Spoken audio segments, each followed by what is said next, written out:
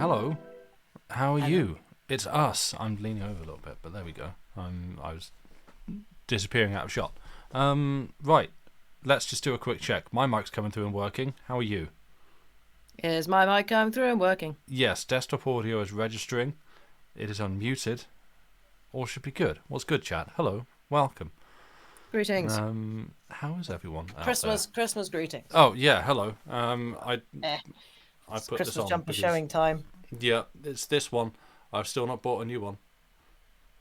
Even though Yeah. I keep meaning to, but you can only wear them for like 1 month. 1 month of the year, and you don't wear it for the whole month. You wear it for like 3, 4, 5 days out of that month of the year. So it's like I can't really justify 40 quid, which I could put Yeah. on something I could wear more times in the year. So yeah. There's trumpet Christmas jumpers. Apparently, I wasn't aware of this until Sam's parents bought me this one. Mm-hmm. So They will do things like that if you have a single defining personality trait that they can latch onto. Yeah. They will buy you items of clothing about that. Yeah. Did you know that Lucy plays the trumpet? Weird. Yeah. You need a sweater like that, but with a trombone. Ooh. But- There's bound to be one. There will be one somewhere. I'm sure. Yeah. But along with our festive clothing, we've also got festive hats. So, Festive hats. yeah. You watching the Woo. stream? I am. Yeah, there you go. Why do I get the Christmas elf hat? Because I did It's on make the a Christmas conscious elf. decision to give you the Christmas elf hat. It seemed more fitting. Yeah, Yeah. I am unsurprised. Yeah. So, I'm just going to spend the rest of the stream for as long as it's... There we Move- go. Trying to tilt. Moving the hats. Yeah. Yeah. There we go. Perfect. Why did I put it at such an uncomfortable angle for me, you may ask? I don't know, I tell you. But yeah, hello, welcome. This is, as you can probably tell, a little bit of an informal thing, as always. We've definitely prepared things to talk about. It's not just we stuck a mic, a mic in front of each of us and said, "Go on, talk now." We were discussing beforehand whether this is the Christmas talking stream or whether we might maybe be able to fit another one in if we both feel up to it and have time and stuff to do something before Christmas. Not sure. We shall see. Yeah. My camera keeps freezing. Why does my camera keep freezing? My internet says it's fine. Could be on my end. I don't know. Let's troubleshoot technical problems live on. Yay! Um, That is small typecasting. It is. I feel very offended. What are you gonna do? But Punch me? also, yes, I Oh, no. can. I'll wear knee pads. Wow, that's just rude. Yep. I have a trumpet. I can just hit you Mm. with that. I'm aware you've got a whole jumper about that. Yep. Chat, Sam's being mean to me. Oh no. Did I remember to disable clips on this one? But yeah. Probably hello. not. We- Sorry, you were halfway through talking and I interrupted you. I do not care. That's absolutely fine. What? I'm not going to be mean about that. I saw that point. No. Yeah, we haven't really prepared anything tonight. So first off, I guess if there's anything festive that you would like for one of us to read, then do please let us know. Give us a shout and a share in chat or whatever. Links should be enabled. Because you might come up with some really good stuff like the fir tree that Sil got Yes. us to read last year. That's ended up That on very depressing Christmas story. Indeed. but it ended up on the recording, that we did like a proper official good clean recording, uninterrupted by cats and other things. That's gone up on the Bandcamp. Yes, which, and thank you to the people who have supported us on that. That Indeed, is yeah, thank very, you very very much. welcome. We are extremely grateful for that. We are indeed. Harpers, you have snow. Nice. We have.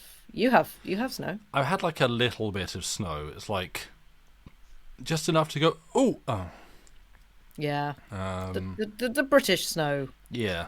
of like a couple of inches and then it Yeah. goes away and The kind of becomes slush. gets all the school kids excited that the day's cancelled, and it's like, no, you just have to go to No. school on a really cold, miserable day. Love Yeah. that. Yeah, we have. Oh, you snow falling, but melted as soon as you hit the ground. We've been -2 today, so Yep. we've had frost, and we're talking like frost that's like the ice crystals are like that long.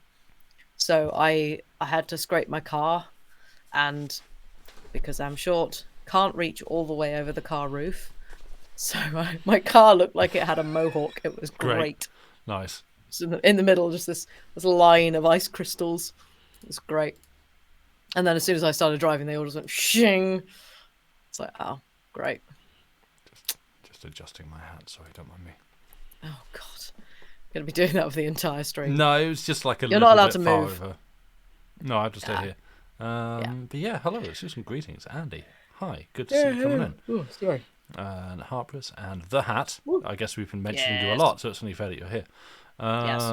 Arian and the Humphers here. Nice. Hello. Hi, me. What?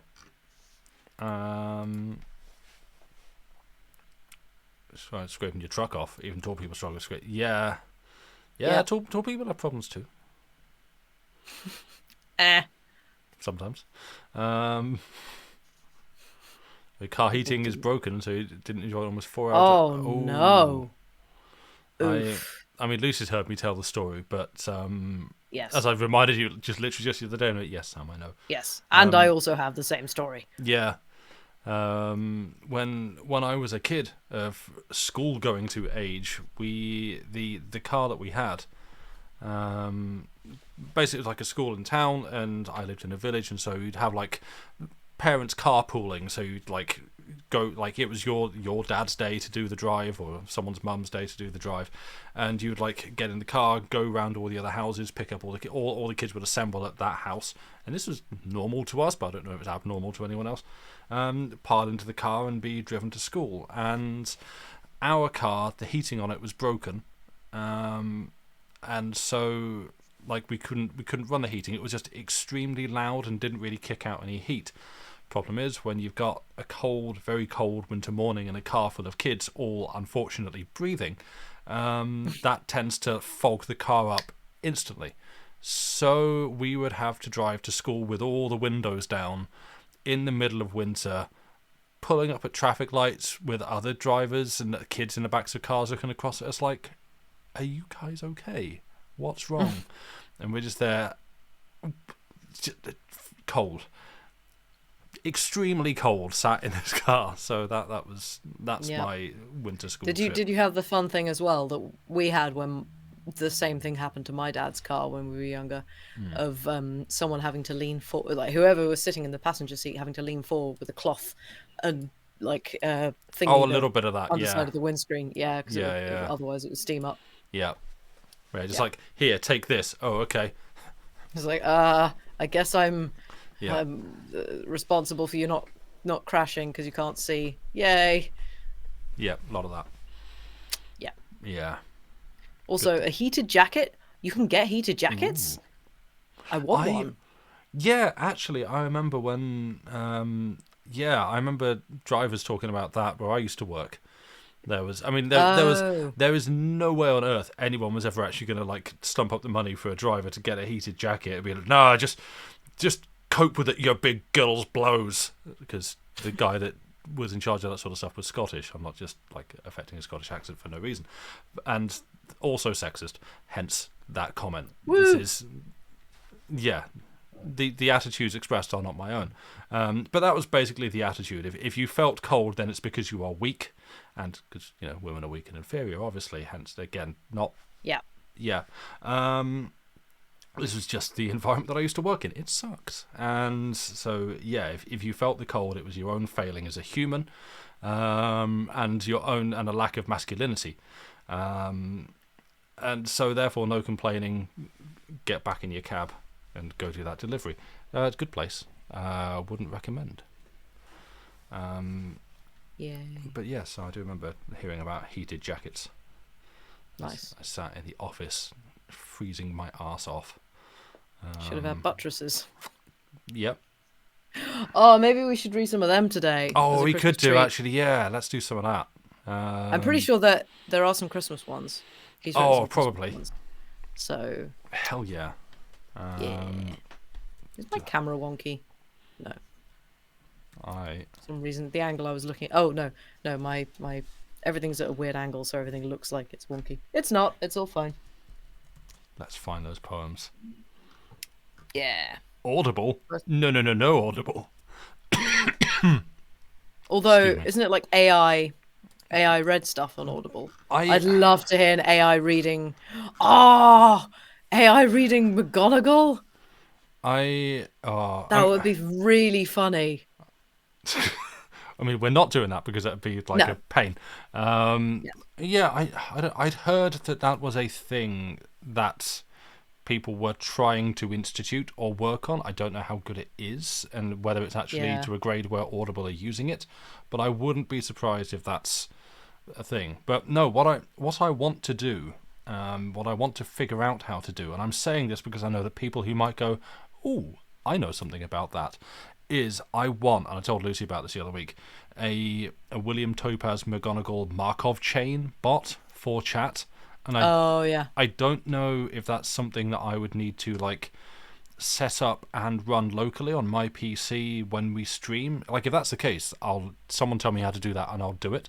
Yeah. Because it doesn't look like it's something I can just like plug in on Nightbot or Stream Elements or whatever. You're gonna have to like customize it. But I've seen like Markov chain bots that people have written, and if I could just fill that with McGonagall poems, and then just have it like generate stuff based on that to drop into chat, that would be wonderful, and I would be so happy to have that. That would be great. But yeah, I do have. Oh yeah, because McGonagall literally has one called A Christmas Carol. Yeah, yeah. And it's meant to be a song, It is and meant to it be a does not scan Oh, at all. great. Also, does everybody like my Christmas tree that I have now? I have Oh, have you framed it? in the background. Yeah, Let's my Christmas tree. hang on. It is wonky. It is slightly lopsided. But it's a Christmas tree. It's actually really wonky. It's even wonkier on camera. Oh dear. It's now wearing It's a little fine. hat. Excellent. I approve. Now you could wear a little hat. Oh God. Everyone bless. gets a little hat. Perfect. Oh, Tannenbaum, exactly. Yes. Thank you for the little hat. I feel Are you very gonna festive. stay there for the rest of the? I'm gonna try. Okay. Hang on, where is it? Well. Let's put that there. I mean, you said what you like. You be comfortable. Don't worry about me and my stream goofs. Okay, I shall stay very still. Okay. You don't have to do. You can move around as much. Explore the space. Really, really like, use everything. Yeah. Erin, you have got a Christmas holiday coming up. You have no idea what that was about though, but you heard the word bots. Yeah, I wondered. Yeah, basically how to set up my own. Effectively, set up my own Twitch bot that just runs during streams and spits out McGonagall Markov chain responses on a command. There. It would be good. Yeah. William McGonagall. I can send you the link to the poem, to the thing that I've got, if you want to work from the same. Oh, sure, yeah. There I you can't go. remember which one it is. No, I've seen a couple of different ones. This is. Yeah, this is the one we've spent hours on. Is it? Yeah, Oh, this- okay. This was when we decided that it was Oh, going to be like a pre-sleep routine of going through several poems. I remember that. I just didn't remember if it was this site. I think it was. Yeah. No. I think it might have been, because there's Potentially. a hell of a lot. Oh yeah. He was prolific. It certainly was. There is also, I will say, something weirder about being watched whilst reading, as opposed to that. I like having just the simple animation, so no one's actually looking at my face while I read. But Your face moves. What? no, it just feels weird. What is this madness? I know. You've been using a vocoder the entire time.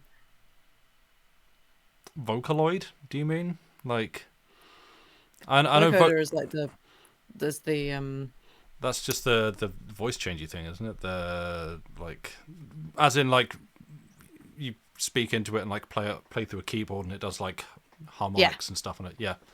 Yeah. That is what I meant. Oh, okay. Yeah. Oh, fair enough. You're heading off, Arian? Hatsune Miku you Chilliteratea. do that. Yes, yeah. Good night, Erin. Sorry, I Nice. talked right. Yeah, have a good sleep. Take care. Thank you for being here. Yeah. Also, hello, salad. Hello. Leaf bucket, nice. Yeah. Do we want to start with some Billy Topes? Let's read some stuff. You read one first, and then I shall. Do you want read me to the do other one. A Christmas Carol, since you are also reading A Christmas Carol? Go for it. Go for it. Okay. Welcome, sweet Christmas, blessed be the morn that Christ our Saviour was born, earth's Redeemer, to save us from all danger, and, as the Holy Record tells, born in a manger. Chorus. Then ring, ring Christmas bells, till your sweet music o'er the kingdom swells, to warn the people to respect the morn that Christ their Saviour was born. The snow was on the ground when Christ was born, and the Virgin Mary his mother felt very forlorn, as she lay in a horse's stall at a roadside inn, till Christ our Saviour was born to free us from sin. Oh, think of the Virgin Mary as she lay in a lowly stable on a bed of hay, and angels watching o'er her till Christ was born. Therefore, all the people should respect Christmas morn. It doesn't mention going back around for the chorus, but let's throw one of those in there. Then ring, ring Christmas bells, till your sweet music o'er the kingdom swells, to warn the people to respect the morn that Christ their Saviour was born. The way to respect Christmas time is not by drinking whiskey or wine, but to sing praises to God on Christmas morn, the time that Jesus Christ his Son was born, whom he sent into the world to save sinners from hell, and by believing in him in heaven will dwell. Then blessed be the morn that Christ was born, who can save us from hell, death, and scorn. Then ring, ring the Christmas bells, till your sweet music o'er the kingdom swells, to warn the people to respect the morn that Christ their Saviour was born. For each new morn to the Christian is dear, as well as the morn of the new year, and he thanks God for the light of each new morn, especially the morn that Christ was born. Therefore, good people, be warned in time that on Christmas morn don't get drunk with wine, but praise God above on Christmas morn, who sent his Son to save us from hell and scorn. I don't know if I'm repeating things. Then ring, ring Christmas bells, till your sweet music o'er the kingdom swells, to warn the people to respect the morn that Christ their Saviour was born. Crumbs, there's a few more verses to this. Now, where was I? I've lost my place. Easily done. There's a lot of words that are the same. I thought I could actually keep track of where I was. I have failed. Right, Christmas time, wine, scorn. Okay. There the heavenly babe he lay, in a stall among a lot of hay, while the angel host by Bethlehem sang a beautiful and heavenly anthem. Christmas time ought to be held most dear, much more so than the New Year, because that's the time that Christ was born. Therefore, respect the Christmas morn. Let's just go on and do the last bit. And let the rich be kind to the poor, and think of the hardships they do endure, who are neither clothed nor fed, and many without a blanket in their bed. Then ring, ring the Christmas bells, till your sweet music o'er the kingdom swells, to warn the people to respect the morn that Christ their Saviour was born. Coming up next, the sport. Sorry, Harpers, you killed me with that. With a lot of hay. It's just... Oh, the scansion. And yes, Andy, yep, there is no scansion. I mean, occasionally he will do like two lines, like a nice little couplet that works, and then he'll just go off on something else. It's wonderful. Did you know that the word morn rhymes with born? No, didn't realise that. Did you? Did you know that you shouldn't drink on Christmas? Don't drink whiskey or wine. That's a poor way to celebrate. No. Also, New Year, shit, it's rubbish. Don't use it. Rubbish. Christmas, much better. If you catch someone not respecting Christ their Saviour, that is you let them have it. Assuming that everyone ever adheres to the Christian religion. And Scorn, yeah, I know. Yeah. Jesus did indeed come to save us from Scorn, which is a decent game, honestly. Yeah. So There the heavenly babe he lay in a stall among a lot of hay, while the angel host by Bethlehem just... sang a beautiful and heavenly anthem. Yeah, it's just in a stall among a lot of hay. It's just like, dude, really? Good okay. grief. That's a lot of hay. I thought Christmas was eggnog and rum. Yeah. It's all the good stuff. Right, I'm going to read another one. Maybe they just heard people exclaiming like Jesus Christ and thought, well, it's just a normal amount of hay, but I guess it's a lot. Nice. Not realising. Maybe. Yeah. Maybe. Well, I'm going to read The Christmas Goose. Oh, you found another Christmas one? Hell yeah. I found another Christmas one. Oh, I found A Tale of Christmas Eve. Let's do that next. Oh. All right. So this is the Christmas stream now. Or at least it's the William Topaz McGonagall Christmas stream. Yeah. Christmas as brought to you by William Topaz McGonagall. Yes. This Christmas stream brought to you by William Topaz McGonagall. Thank you. William Topaz McGonagall for all your poetry needs. Yeah. Ding. Oh, should we make a fake advert? We should make a fake advert to show at like break time. Why are we giving but it's tempting. It's real And everybody's going to be like, everybody who comes to Chilliteratea New are going to go, what the heck is this? We have ideas live on TV and then we're stuck committing to them. Yeah. Right, I'm going to read The Christmas Goose. Okay. Let's do this. Straight face challenge. Sorry. Oh God, I'm gonna fail that immediately. Right. Yeah, I'm already smiling. Mr. Smiggs was a gentleman, and he lived in London town. His wife, she was a good kind soul, and seldom known to frown. 'Twas on Christmas Eve, and Smiggs and his wife lay cosy in bed, when the thought of buying a goose came into his head. So the next morning, just as the sun rose, he jumped out of bed and he donned his clothes, saying, Peggy, my dear, you need not frown, for I'll buy you the best goose in all London town. So away to the poultry shop he goes, and bought the goose as he did propose, and for it he paid 1 crown, the finest, he thought, in London town. When Smiggs bought the goose, he suspected no harm. Shit. But a naughty boy stole it from under his arm. Then Smiggs he cried, Stop, thief, come back with my goose. But the naughty boy laughed at him and gave him much abuse.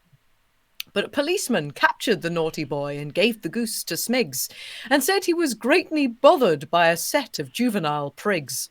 So the naughty boy was put in prison for stealing the goose, and got 10 days' confinement before he got loose.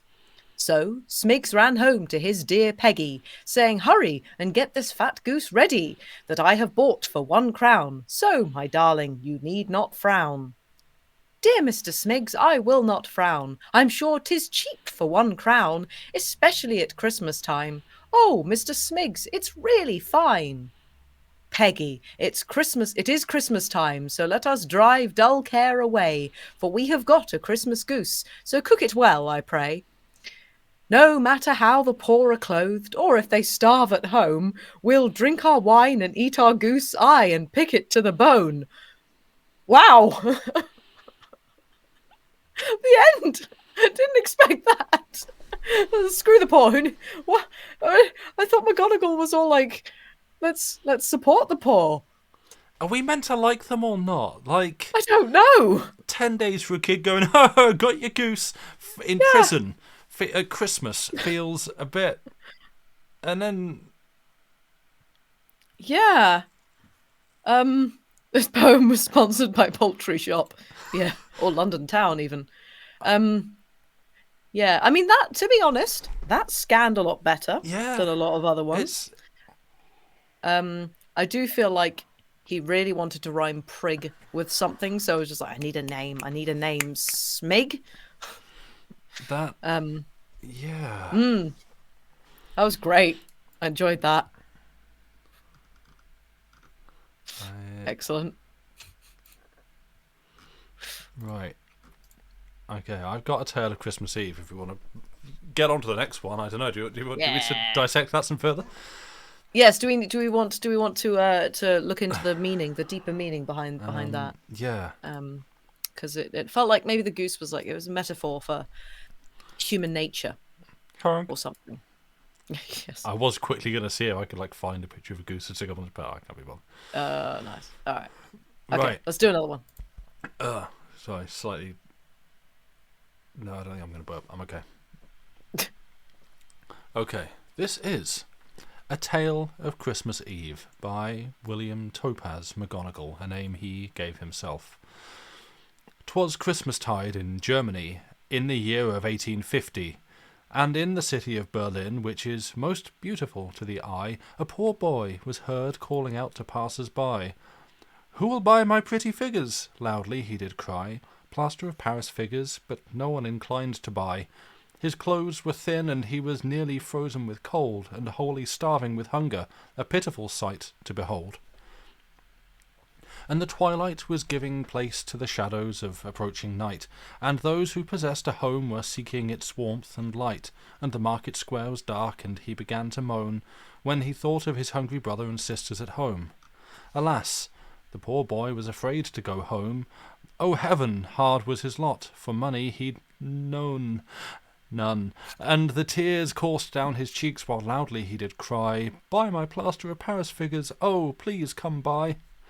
It was now quite dark while he stood there, and the passers-by did at that poor boy stare, and he stood shivering with cold in the market square, and with the falling snow he was almost frozen to the bone, and what would it avail him standing there alone? Therefore he must make up his mind to return home. And he tried to hoist the board and figures onto his head, and for fear of letting the board fall he was in great dread. Then he struggled manfully forward without delay, but alas, he fell on the pavement. Oh, horror and dismay! Drink. And his beautiful figures were broken and scattered around him, and at the sight thereof his eyes grew dim, and when he regained his feet he stood speechless like one bowed down. Then the poor boy did fret and frown. And then the most despairing boy cried aloud, and related his distress to the increasing crowd. Oh, what a pitiful sight on a Christmas Eve! But the dense crowd didn't the poor boy relieve, until a poor woodcutter chanced to come along, and he asked of the crowd what was wrong.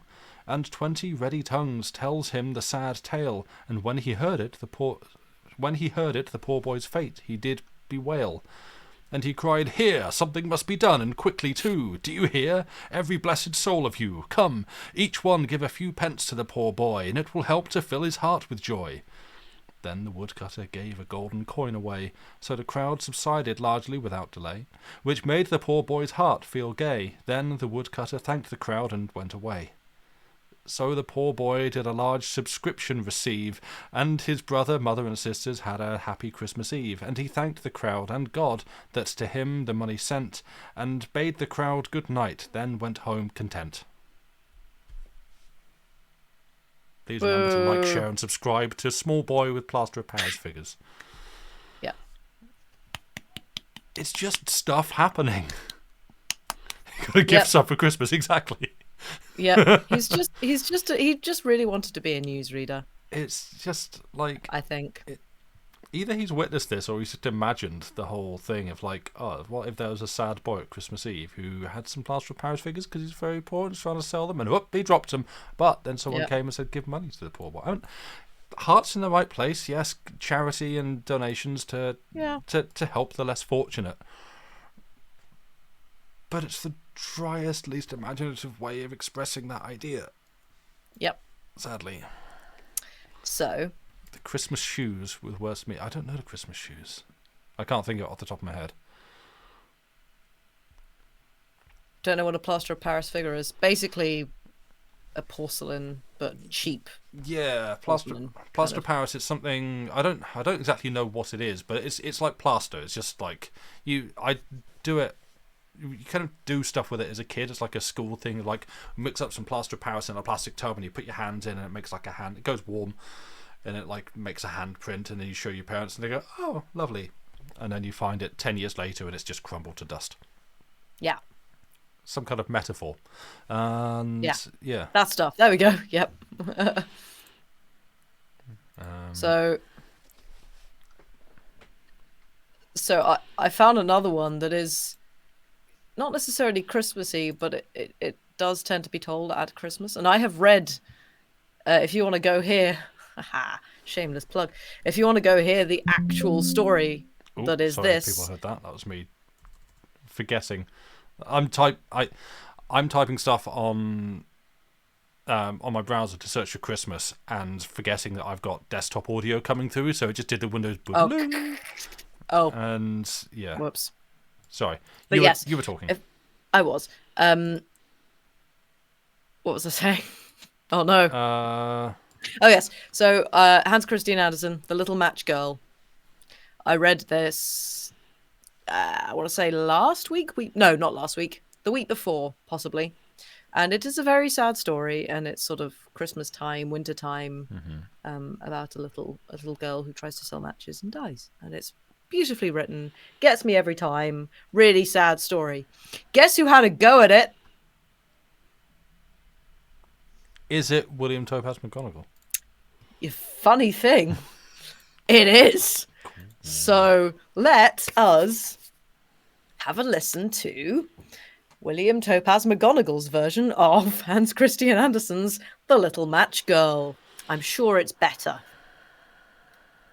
It was biting cold and the falling snow, which filled a poor little match girl's heart with woe, who was bareheaded and barefooted as she went along the street, crying, "Who'll buy my matches, for I want pennies to buy some meat?" When she left home she had slippers on, but alas, poor child, now they were gone, for she lost both of them while hurrying across the street, out of the way of two carriages which were near by her feet.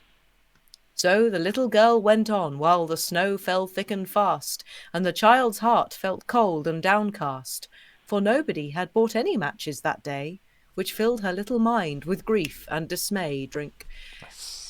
Alas, she was hungry and shivering with cold, so in a corner between two houses she made bold to take shelter from the violent storm. Poor little waif, wishing to herself she'd never been born. As she grew colder and feared to go home, for fear of her father beating her, and she felt woe begone, because she could carry home no pennies to buy bread, and to go home without pennies she was in dread. The large flakes of snow covered her ringlets of fair hair, while the passers-by for her had no care, as they hurried along to their homes at a quick pace, while the cold wind blew in the match girl's face. As the night wore on, her hands were numb with cold, and no longer her strength could her uphold, when an idea into her little head came. She'd strike a match and warm her hands at the flame. And she lighted the match, and it burned brightly, and it helped to fill her heart with glee. And she thought she was sitting at a stove, very grand. But alas, sorry, this isn't funny. It's very abrupt. But alas, she was found dead with a match in her hand. Her body was found half covered with snow, and as the people gazed thereon, their hearts were full of woe, and many present let fall a burning tear, because she was found dead on the last night of the year, in that mighty city of London, wherein is plenty of gold. But, alas, their charity towards street waifs is rather cold. But I hope the match girl's in heaven, beside her Saviour dear, a bright reward for all the hardships she suffered here.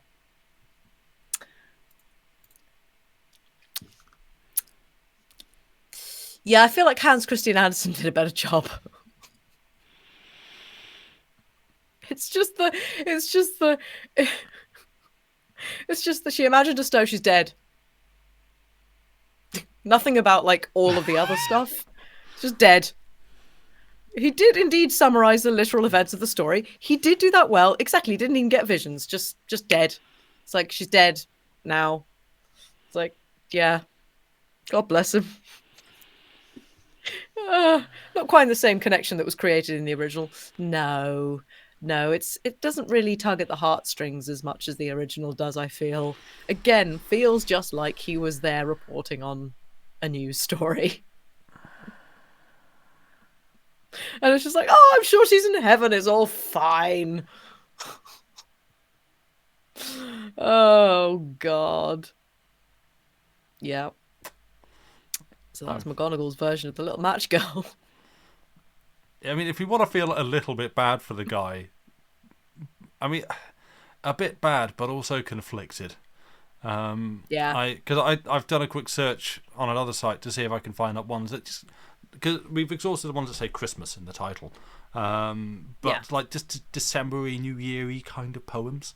Have you found that? If you found the one about Dundee, A New Year's resolution to leave Dundee. Leave Dundee. Okay, yeah, that was the other one I was going to read. But yeah, go for it. His clapback, as I believe, although as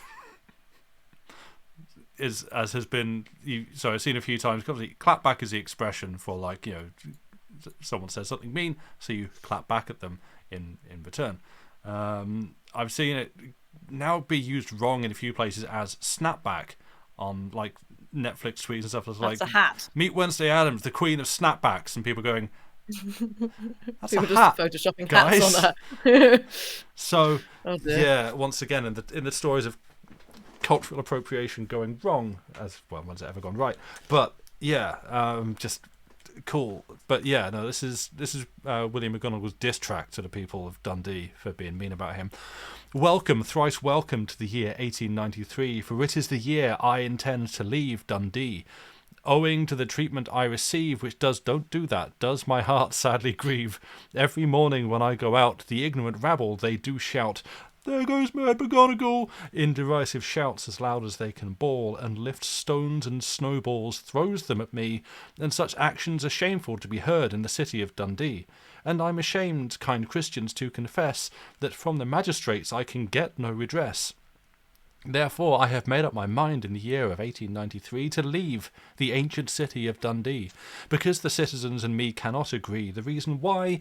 Because they disrespect me, which makes me feel rather discontent. Therefore to leave them I am bent, and I will make my arrangements without delay and leave Dundee some early day.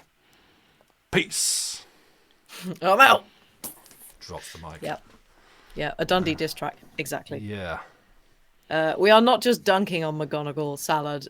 As Andy said, McGonagall is indeed the patron saint of Chilliteracy, and given that this is sort of a Christmassy stream, we thought we'd try and find some of his Christmassy poems, and we are not regretting it. Yeah. They are wonderful. Yeah, we talked about it before. It's a I guess the cop-out. This is all with love. Yeah, like the cop-out reasoning I give, I feel, is like it's a complicated relationship. He is inarguably not very good at what he did, but he did it with so much love and enthusiasm. Like, the guy was prolific. Oh yeah. At a skill he had, like, there we go. I've ironically lost the word. No, he was not adept at it, but he did it because he loved it, and that is admirable. Yeah. Exactly. Did it for the love of the game. Yeah. Yes. And like, frankly, if I and more people had that same spirit of, I mean, I can't remember who it was retweeting it, but I think it was like a anecdote by, like, Kurt Vonnegut or someone. Talking about how when he was a kid, he was like having a conversation with, like, an archaeologist or something, and the archaeologist was like, "Oh, do you do much sport, or what do you do, other things?" And he's like, "Well, no, I don't really do sport because I don't really win at it, but I do other stuff."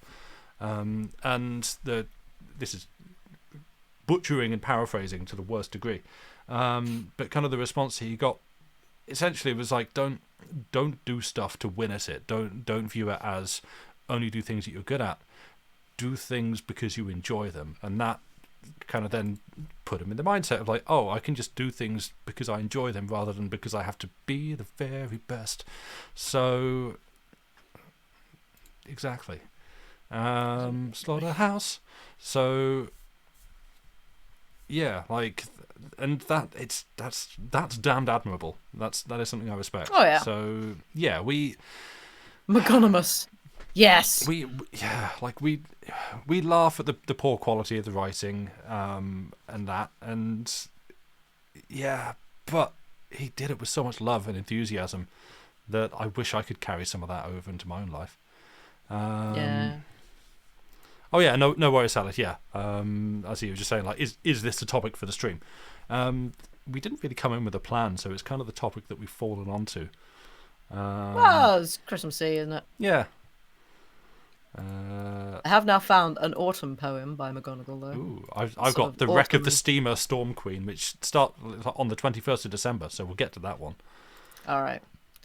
On I the guess we're famous just doing Tay this Whale, which was in the month of December. Oh yeah, Oh, the Tay Whale's great. yeah. That's a good one. All right. Well, I'm gonna read. Who read last? You did. Oh yeah, you go for it. I'm gonna. This is all you're getting now, chat. Sorry. This is just a McGonagall. I could have another go at the chaos if we wanted, but yeah, it might just be this one. Ooh, could do. The whole amateur thing has the same root as amore. To be an amateur is to do a thing from love. I did not know that. That's really cool. That doesn't surprise me, but that's really cool. Yeah. Awesome. I suppose, yeah, doing it for love rather than money. Right, this is An Autumn Reverie by our very own William Topaz McGonagall. It's quite long. Right. That's not that bad. Alas, beautiful summer now hath fled, and the face of nature doth seem dead, and the leaves are withered and falling off the trees by the nipping and chilling autumnal breeze. The pleasures of the little birds are all fled, and with the cold many of them will be found dead, because the leaves of the trees are scattered in the blast, and makes the feathered creatures feel downcast. And they can't feel anything if they're dead.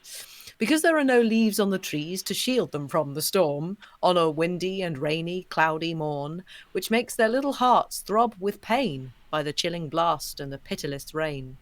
But still they are more contented than the children of God, as long as they can pick up a worm from the sod, or anything they can get to eat, just, for instance, a stale crust of bread or a grain of wheat. Oh, think of the little birds in the time of the snow, also of the little street waifs that are driven to and fro, and trembling in the cold blast, and chilled to the bone, for the want of food and clothing and a warm home.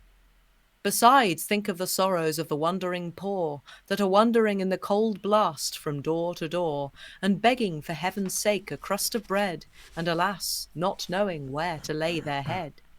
While the rich are well fed and covered from the cold, while the poor are starving, both young and old, alas, it is the case in this boasted Christian land, where as the rich are told to be kind to the poor is God's command.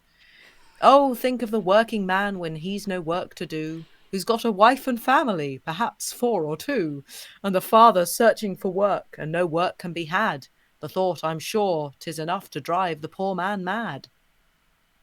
Because for his wife and family he must feel, and perhaps the thought thereof will cause him to steal bread for his family that are starving at home, while the thought thereof makes him sigh heavily and groan. Alas, the pangs of hunger are very hard to hide, and few people can their temper control, or become reconciled to their fate, especially when they cannot find anything to eat. Sorry, none of that rhymed. Oh, think of the struggles of the poor to make a living, because the rich unto them seldom are giving, whereas they are told he that giveth to the poor lendeth unto the Lord, but alas, they rather incline their money to hoard. Then there's the little news vendors in the street, running about perhaps with bare feet, and if the rich chance to see such creatures in the street, in general they make a sudden retreat, and that's the end of the poem. What? Like, okay. What the hell? There were birds. There was so much going on. There was one bit in the middle of that, and I think it was just how you read it rather than how it was written. There's something like something about bread. Just for instance, a stale crust of bread or a grain of wheat. No. That one? A bit further on. And begging for heaven's sake a crust of bread. And alas, not knowing where to lay their head. Besides, think of the sorrows of the wandering poor that are wandering in the cold blast from door to door. That one. And begging for heaven's sake a crust of bread, and alas, not knowing where to lay their head. I think it was the way you read it. It made it sound like he'd actually, for once, done something interesting with the rhyme scheme and put like the rhyme to the previous word in the middle of the next sentence, and then carried on. No, it was like I was like, there's no way he's done that. But if he has, that is actually the first one. But the Sorry, I've just seen Andy's instructions unclear. Try to feed street waif worms. I Yeah, just it's like I was going to be like for the first time he's actually done he might have actually, something slightly more creatively engaging than no. everything else he's done. No, sadly not. That was just how you read it. Damn. It was, but I just don't understand. It's like, well, he starts with the.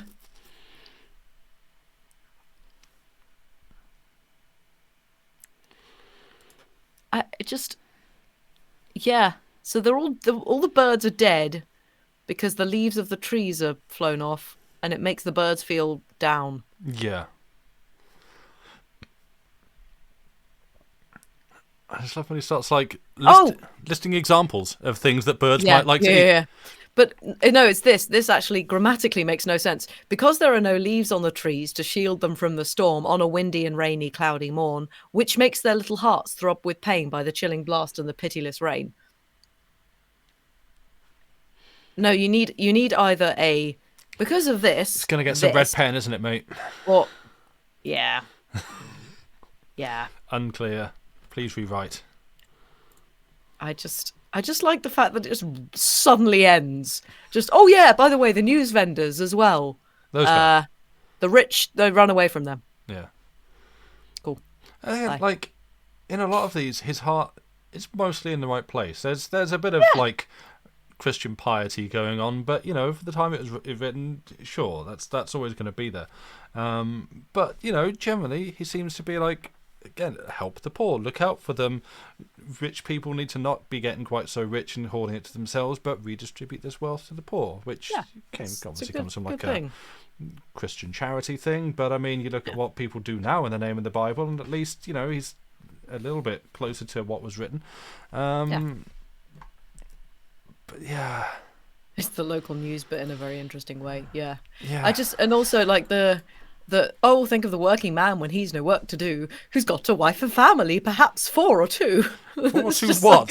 Wives and families? 4 families, 2 families. Hang on. Hang on a second. Circle back around to this one. Can we address this for a sec? Yeah. And also, just the pangs of hunger are very hard to hide. Everybody gets hangry. Yeah. But no, the best one. This one. No. Yes. Oh. Yeah, alas, the pangs of hunger are very hard to hide, and few people can their temper control or become reconciled to their fate, especially when they cannot find anything to eat. Hey, McGonagall. None of those rhyme. He's setting out his own rules so he can break them. It highlights this. It makes this verse stand out because suddenly, it's like walking down a flight of steps and suddenly one of them's missing. You're like, bam! Oh, and it's got your attention. There you go. Yeah. And poetical killed by the uppercuts. birds dying very suddenly. I just love the way. I don't love, but I mean, obviously, this is the thing. It's like I don't want to say I love it because it's about things and people dying. It's like that's not good. But just the fact that he can't seem to write death in any other way that died, and that's it. Just suddenly died. It was actually very early Dadaism. Yeah, just like he just got a bunch of news reports and the newspapers just cut them up and like reassembled them. Yeah.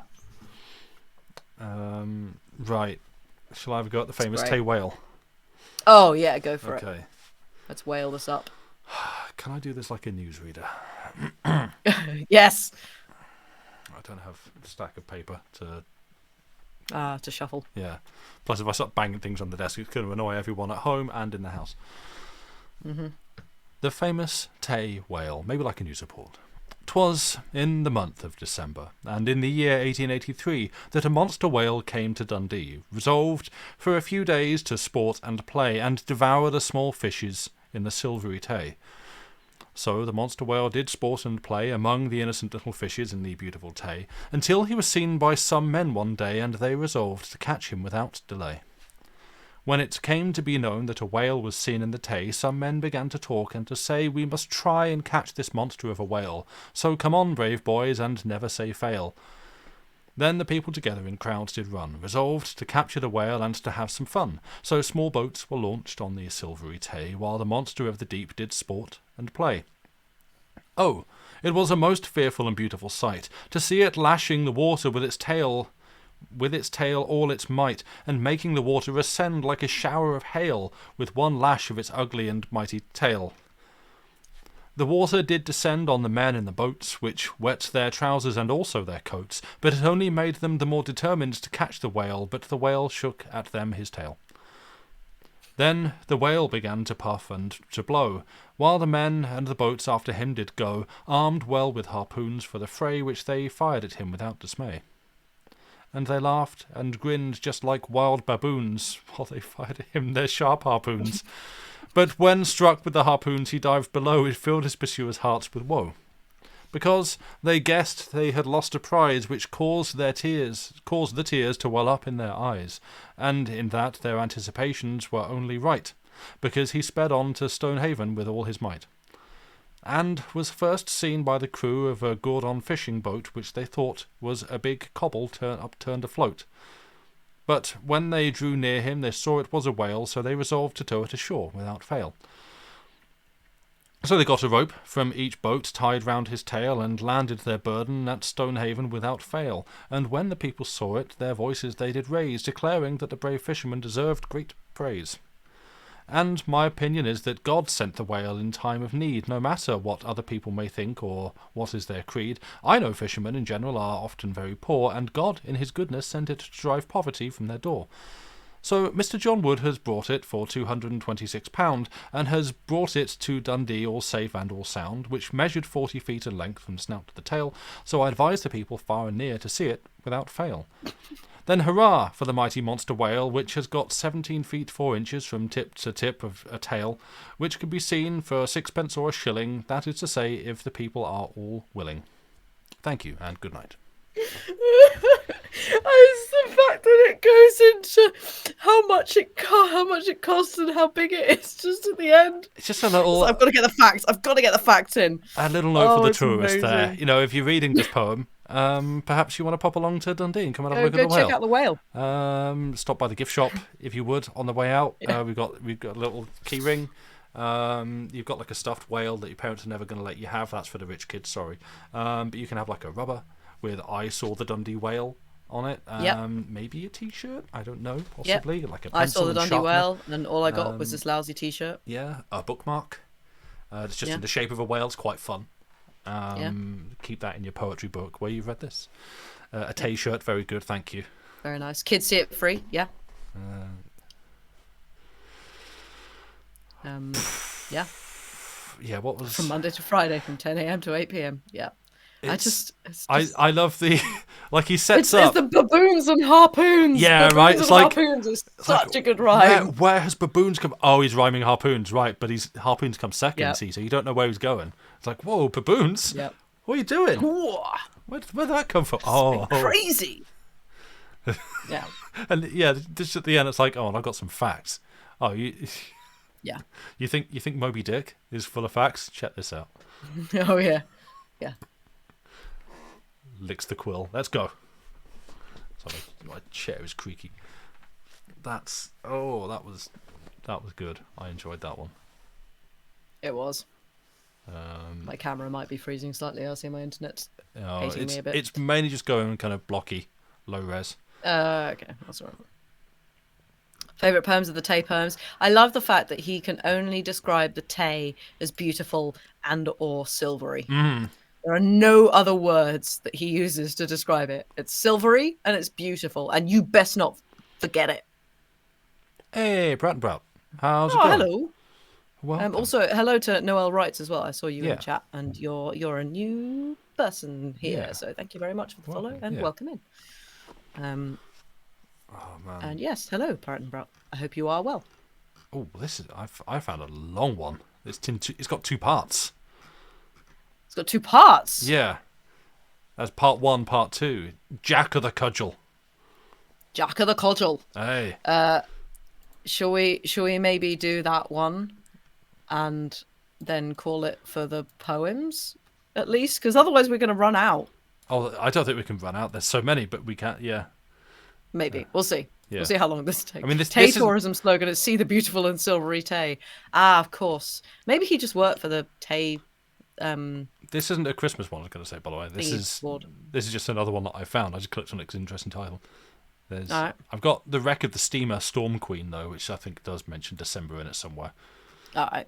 Can do that as well. So yeah, I don't mind. Sorry, yes. Also, glad you are well, Brattenbrough. Hey, good. See the beautiful story. Yeah. It's Tay spelt Tay by the way. Yes. TA, I believe, is Scottish for two. Yeah. As Every in- McGonagall poem is a gift, therefore they're all Christmas themed. I That's- like your thinking. Yeah, good point. Yeah. Yeah. Yeah, we could.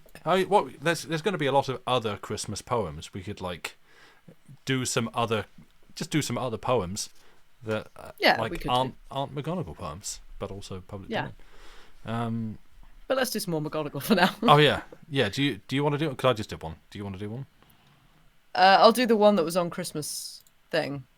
What was that? What The wreck of the Steamer something or Storm other. Queen? Yeah, I will. Do you want a link? I'll send it to you. Yes, because otherwise I'm going to be scrolling forever. Yeah. Thank yeah. you. It's okay. For anyone who wants to read them, by the way, I'm gonna put the link in chat Oh because yeah. this is an amazing site, and it has a lot of his stuff, and it's wonderful. Right, I'm not going to do some Robert Burns though, Robbie Burns. because I will struggle. Oh yeah. Right, we're ready for some ship-related December shenanigans. Mm-hmm. So, I don't know if this is The re- good. I'm just like well, me neither. no. But we shall see. The Wreck of the Steamer Storm Queen by William Topaz McGonagall. Ye landsmen, all pray list to me, while I relate a terrible tale of the sea, concerning the screw steamer Storm Queen, which was wrecked, alas, a most heart-rending scene. From Sebastopol, with a cargo of grain, she was on her way, and soon after entering the Bay of Biscay, on the 21st of December, they experienced a fearful storm, such as they never experienced since they were born. The merciless sea was running mountains high, and to save themselves from a watery grave, manfully they did try. But the vessel became unmanageable, but still they worked away, and managed to launch 2 small boats without dismay even. They wrought most manfully and behaved very well, but a big wave smashed a small boat. That would be small boat. I guess it's a typo. Small. Okay, they wrought most manfully and behaved very well, but a big wave smashed a small boat before they left the vessel. Still the captain, Mr. Jacques, and 5 of the crew clung to the Storm Queen until she sank beneath the water's blue. While the sea lashed itself into white foam and loudly did roar, and with a gurgling sound the big waves covered the vessel o'er, so perished Captain Jack and 5 of the crew, who stuck to the vessel as brave sailors would do. But before the vessel sank, a raft was made, and a few men got onto it who were not afraid. And oh, it was enough to make one's blood to freeze, to see them jumping off the steamer into the yawning seas. So they were tossed about on the big billows the whole night, and beneath the big waves they were engulfed before daylight. But 22 that reached the boats were saved in all, by the aid of God on whom they did call. And on the next morning, before daylight, the Norwegian bark Gulvar hove in sight. Then they shouted and pulled towards her with all their might, while the seas were running high. Oh, what a fearful sight!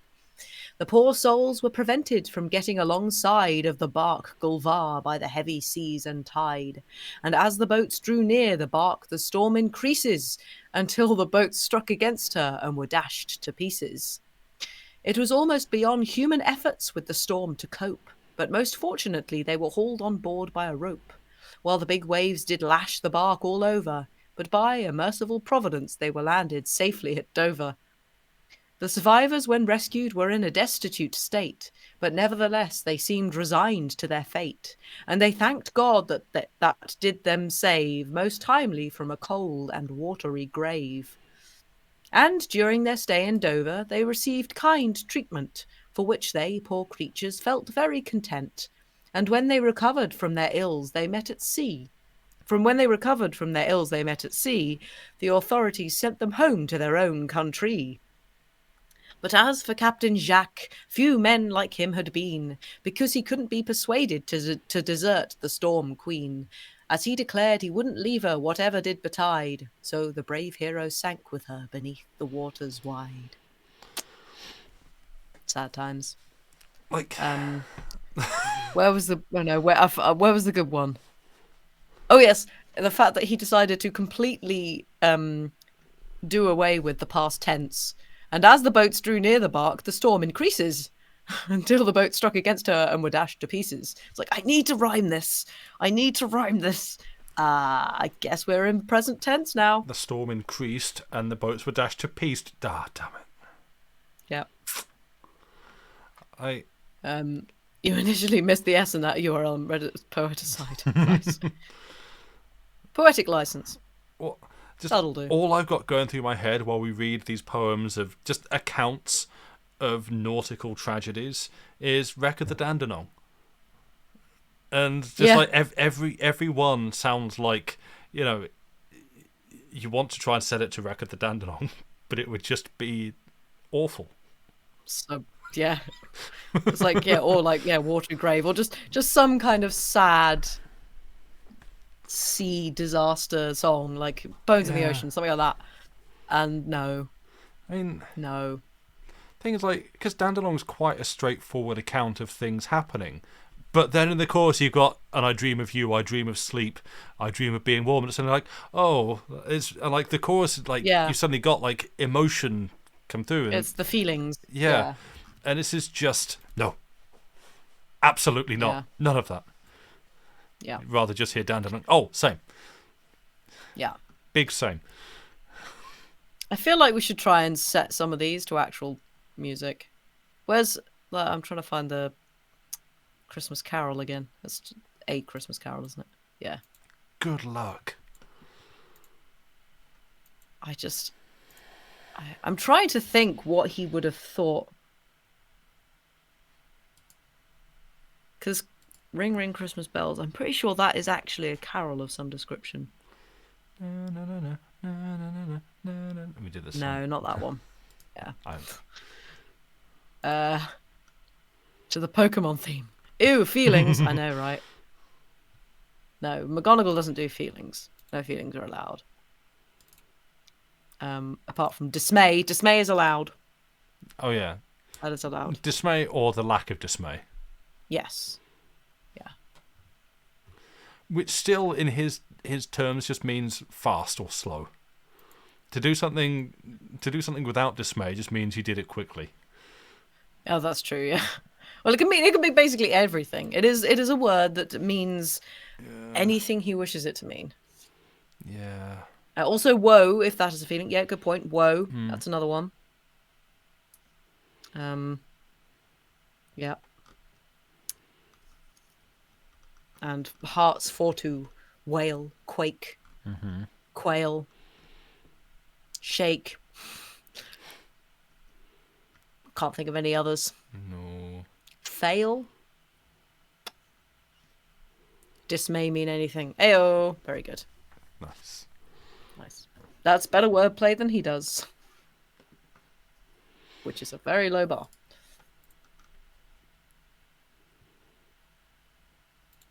I've also just seen that the link that you sent me with the wreck of the steamer Storm Queen, I think it's called All Poetry. It's Yes. got loads and loads of poets on, and the thing about McGonagall is words could not do justice to this mixed reviewed poet. Yeah. Why does he have mixed reviews? Is it because people like us are like, yes, he's amazing, we love him, and everybody else is like, what is this? That's great. And words cannot do justice to McGonagall. Certainly not his own. No. That's great. Did you have another one to read, did you say? I don't know. I've started looking at other things because they've got some Spike Milligan on here, and I was just trying to see whether he had any that mentioned Christmas. I mean, he won't be out of copyright, but also No. Spy Milligan's great. Yeah. Also, hello, Kat. Welcome in. Did you Hey. happen across a rare William McGonagall stream? We have been reading some Christmassy / wintry McGonagall poems, yes. Mixed reviews equals we're trying to word this nicely. Yeah, it does feel that way. Yeah.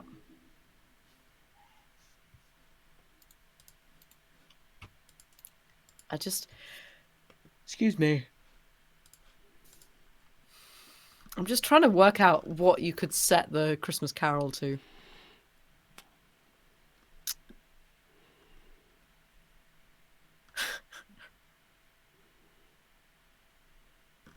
You could almost set it to "O Come All Ye Faithful." Ooh. Welcome, sweet Christmas, blessed be the morn that Christ our Saviour was born. Earth's Redeemer to save us from all danger. No, it doesn't work. Welcome. Hang on, Hark the Herald. No, that doesn't work.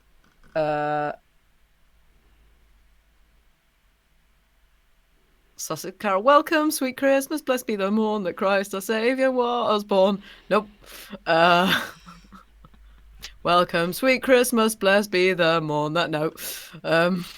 Welcome, sweet Christmas, blessed be the morn. Nope.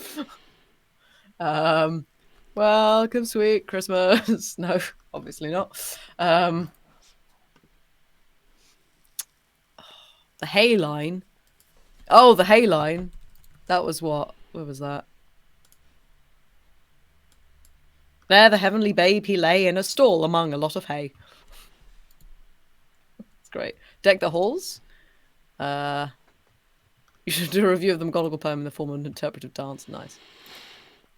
Deck the halls. Welcome, sweet Christmas, blessed be the morn that... Nope. Welcome, sweet Christmas, blessed be the morn that Christ the Saviour was born. No. What child is this almost works? Oh, God, I can't even remember what child is this. I would probably remember it. Someone started singing it at me, but I'm really bad with titles of... Greensleeves. Welcome, sweet Christmas, blessed be the morn that Christ our Saviour was born. Yes, I sing it modally. No one come for me on that. It's the correct way of singing it. A Redeemer to save us from all danger. That's the Holy Wickletales born in a manger. No.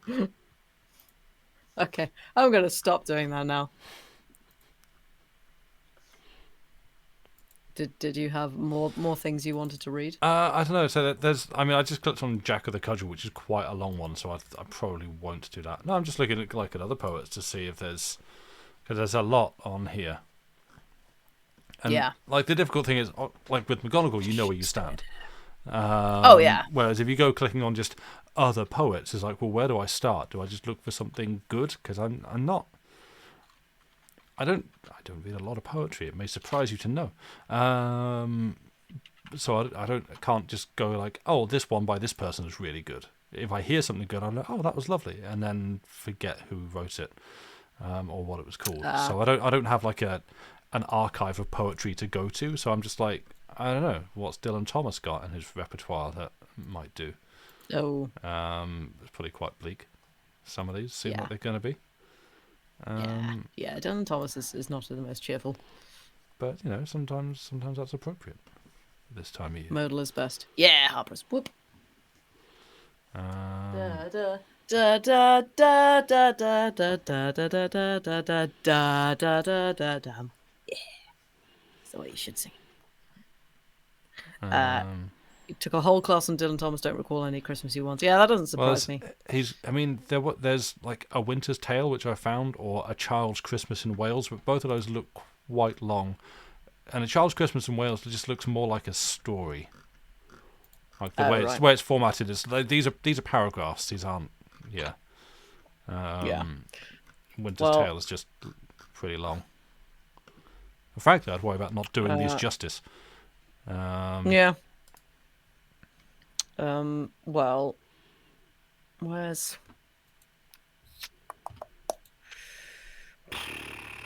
is The Night Before Christmas? There is that.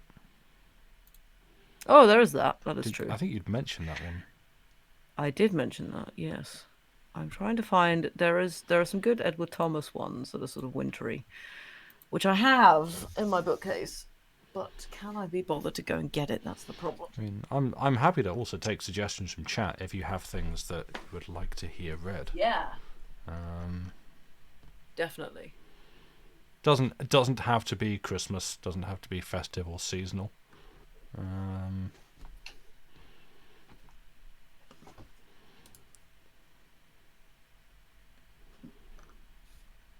Yeah. How are you doing out there anyway? You're good? I hope so. Mind me just tearing my bookcase apart. Okay, don't do that. This is the part where you just send us things you want to hear. It's like, exactly, yeah. I mean, again, like at some point, if we don't, I'll probably just get on and read the chaos and have another go at that because I enjoy doing that and I'm threatening it. So I guess if people would like a minute to prepare, I could do that. Who did I just click on? Oh, please. Not out of copyright, but actually, I don't know. Stopping by woods on a snowy evening. Yes, I don't know that one. that was the one I've been thinking of. Stopping by woods on a snowy evening. Sorry. Boom, boom, boom. Sorry, Robert Frost. Apologies. Robert Frost. Well, the guy was clearly. Yeah. Okay, what was that? I'm just gonna have a quick look at this because I know that there is sort of some festive Edward Thomas ones, but I cannot remember what they are. Excuse the page turning. You have many poems you think you both enjoy, but you mainly read contemporary stuff, so it's not suitable for streaming. No, I mean, yeah. I mean, poetry-wise, are probably... I don't know what the rules are on that. I'm assuming same copyright as anything else. I would assume. But, yeah, like, neither of us are experts on this and how this works. We try to stick to public domain stuff. Like we've never been like tested or called on it to challenge it, so we just try to do this to fly under the radar as best as possible, basically. So I'm a bit more dubious about stuff that's not written in English and has been translated, whether the translated work is like if it say the original work written in French, in the case of Jules Verne, was written, and so the publication date or the death of the author, whatever, for that means that the original work is in public domain, but the translation was done after then and more recently, so therefore, because it's been translated into English, is that the new copyrighted work, and therefore by reading that we are reading something that is in copyright? I don't know. I sort of assume yes, but I don't know what happens. Yeah, translation rather exactly. Like it's because it is. It's weird, and I don't know where you look to find out online because we're not like a media house that we have lawyers we can go to and say, "Hey, how does this work?" Yeah. It's a hymn, but in the bleak midwinter was the poem first. Christina Rossetti. Yes, it was indeed. Yeah, Rossetti's great. So some of the stuff that's that's done during, if I can say the name, Awake Arise, is poems that they have set to music. Night Came Early. Yeah, who wrote that? Can't remember. Well, even can't remember. Are you allowed to say your thing? Do you want to give that news out? I guess. I haven't been told I can't. Yeah. I'm playing in. So if anyone here knows Lady Maisery or Jimmy and Sid, two wonderful folk groups, people. Yeah. They get together at the end of every year since 2019 and do a Christmas show called Awake Arise, which is like folky and just wonderful. It is something that I have not got through without crying watching. I went to see it in 2019. Sam and I have kind of made it a bit of a Christmas tradition now that we watch the live stream of it every year because they started live streaming in 2020, obviously because of COVID. And it's just a wonderful show. It's it's combining all the good sort of Christmassy feelings, but also the idea of like the year is turning over, things are ending, things are beginning. Oh, All if, what? well, I was gonna say if I could interject, because like if you say to me like, oh, it's a Christmas album, I like that puts in my mind like a very specific, and a lot of people in chat are already going to have listened to it and know who they are and what they do. Puts into my mind a very specific like mind for what like Christmas music is. It's all like it's very like the kind of like Christmas pop, that kind of stuff, or there's just like a lot of the kind of tropes and trademarks and stuff like that. And I love that it's a Christmas album that doesn't feel in any way like that. It's a really like folk Christmas album. That somehow, it's a winter album. Yeah, like it's real good. It's just really really folky and leans on like sort of like folk Christmas stuff and folk seasonal wintry things. Folk traditions as well. They've got a song called "The King," which is about hunting the wren, not literally hunting the wren, but like trying to find a wren, which is the king of birds, and all of that. It's just wonderful. And of course there's a wassail in it. There's got to be a wassail. I'm part of it this year for 2 shows. They wanted some trumpet on a couple of the songs, and they reached out to me, and so I'm playing at their show tomorrow in Bristol and then on Thursday in London. So I'm really hyped for this. It's gonna be great. And it is really cool. Yeah, it just feels very strange because just like, okay, I guess you want a trumpet on this? Sure, I'm up for it. And they were all just like, oh, it's probably a bit silly. I was like, no. I'm good. Like, it's like, I don't know if you know about this show that we do. He's like, yes, I do. Funnily enough. It's so yeah. Yeah, it's like to me, like the way I've been thinking of it, it's like, I don't know, I feel like most kids who have done a sport of some kind have at some point whilst like playing that sport or thinking about that sport had in their head the kind of fantastical scenario of the manager of that sports international team banging on their door one morning to be like, hey, we need you, get your kit on, the bus is outside, let's go. And be like, me? And it's basically that. This is like, you, what? Yeah, we need you for this show. Actually, for real? Yeah. It's just... Okay. Yeah, I mean, like... Yeah, it's like... It's not... It's strange because, like, I guess as a classical trumpeter, and I don't want, this is absolutely no shade to them. It's like, it's not technically the most sort of high profile thing I've done, but it's the thing that I'm just like, this is going to be so much fun. And there's the folk gigs are so different from classical gigs in that the pressure is just, I mean, obviously they want it to be good and you want it to be good, but it's just so much friendlier. And so to have that kind of interaction of, hey, just, we got an idea for some stuff. Do you want to be on it? It's just like having that without the kind of, you are not good enough, or you are too good, or you're not the right person for this. You're a classical trumpeter. You're not allowed to do folk. That kind of thing. It's just really nice not to have that. And yeah, it just baffles me that two of my interests, one of which is folk, one of which is trumpet, that sort of ne'er the twain shall meet a little bit, because again, trumpet isn't a folk instrument. It's like, oh, I guess they can. Okay, cool. Nice. But yeah, I still don't entirely know where they crossed paths with me on, I guess, social media, because no idea. But and it's surreal that it's for the 2 tracks that cut me up the most. It's like, oh no, you're making me play on the tracks I cry on. Oh dear, why are you doing this to me? As I've been saying, just used to do the bear song as well. I was like, great, that's all 3. That's thanks. Oh no, that would yeah. No, So yeah, it's just like, oh no, but also, oh yeah, I get to play like my favorite songs. So yeah, will there be a recording?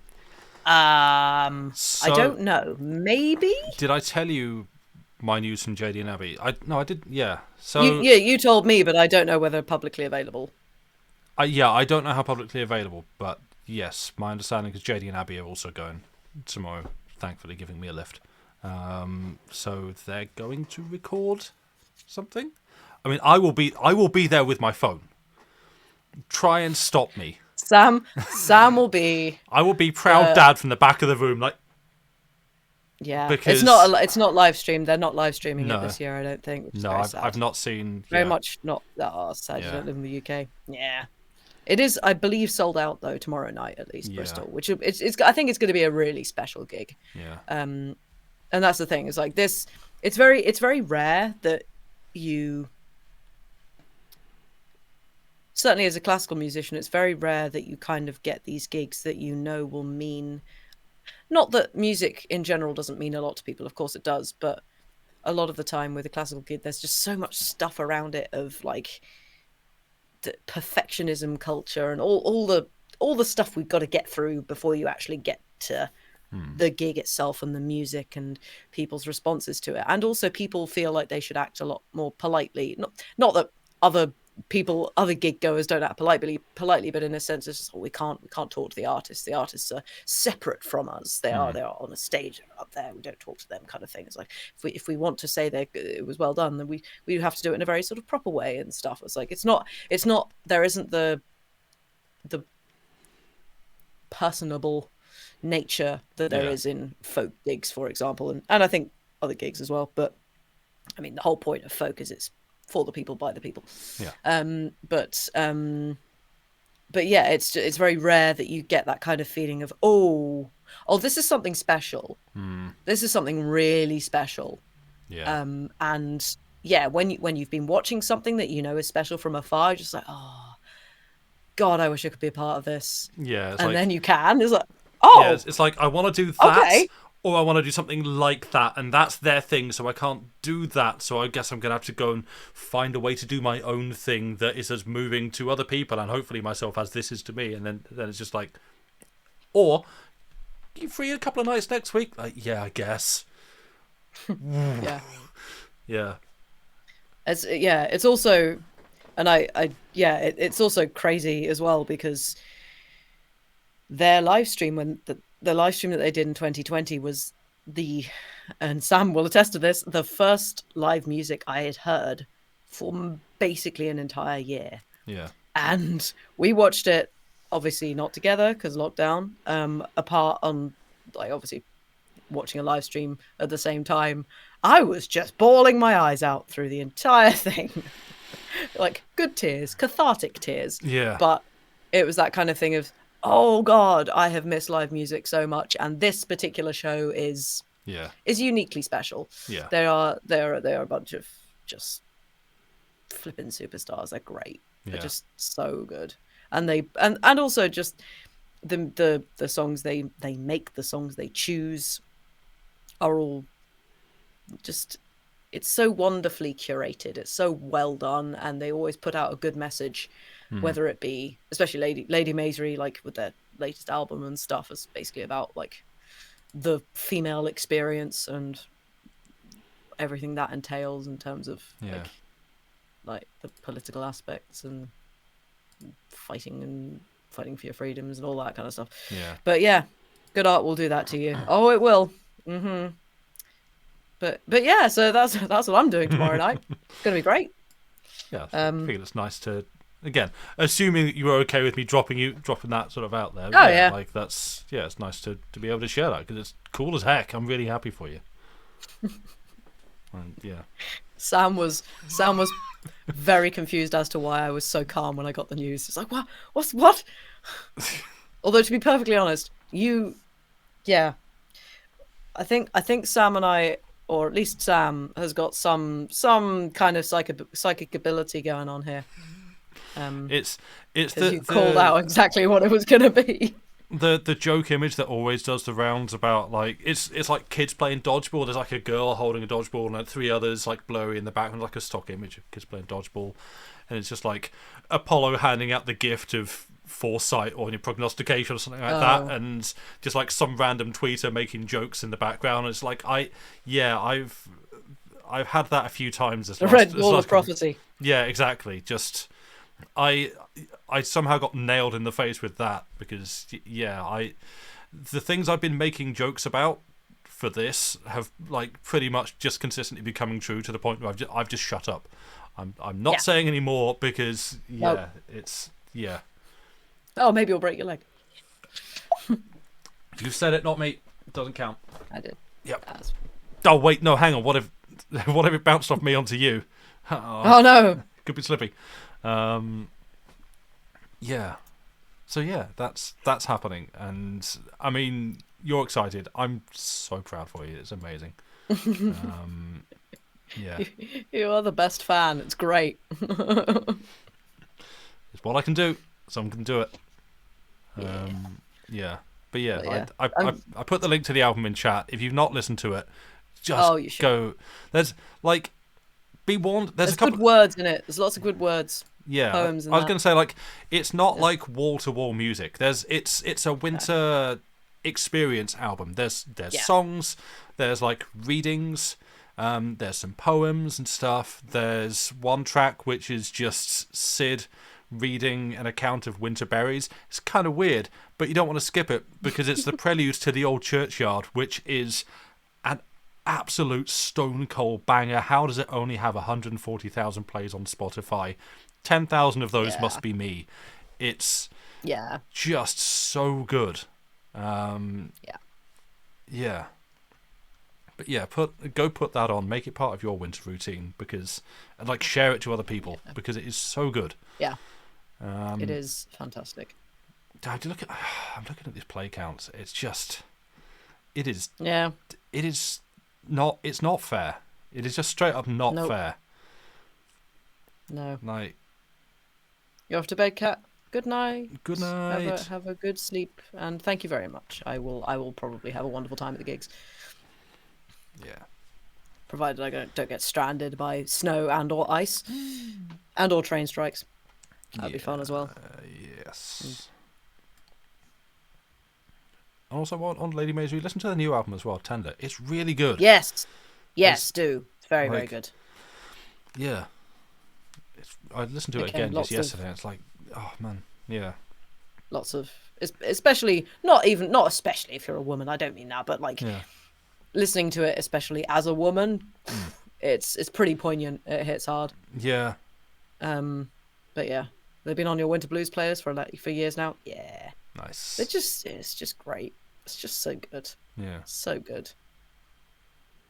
And they're lyrically as well, like Lady Maisry especially, mainly because I've listened to I've listened to more of them than I have Jimmy and Sid. Jimmy and Sid are also fantastic, but Lady Maisry, with what they do with words and harmonies, just chef's kiss.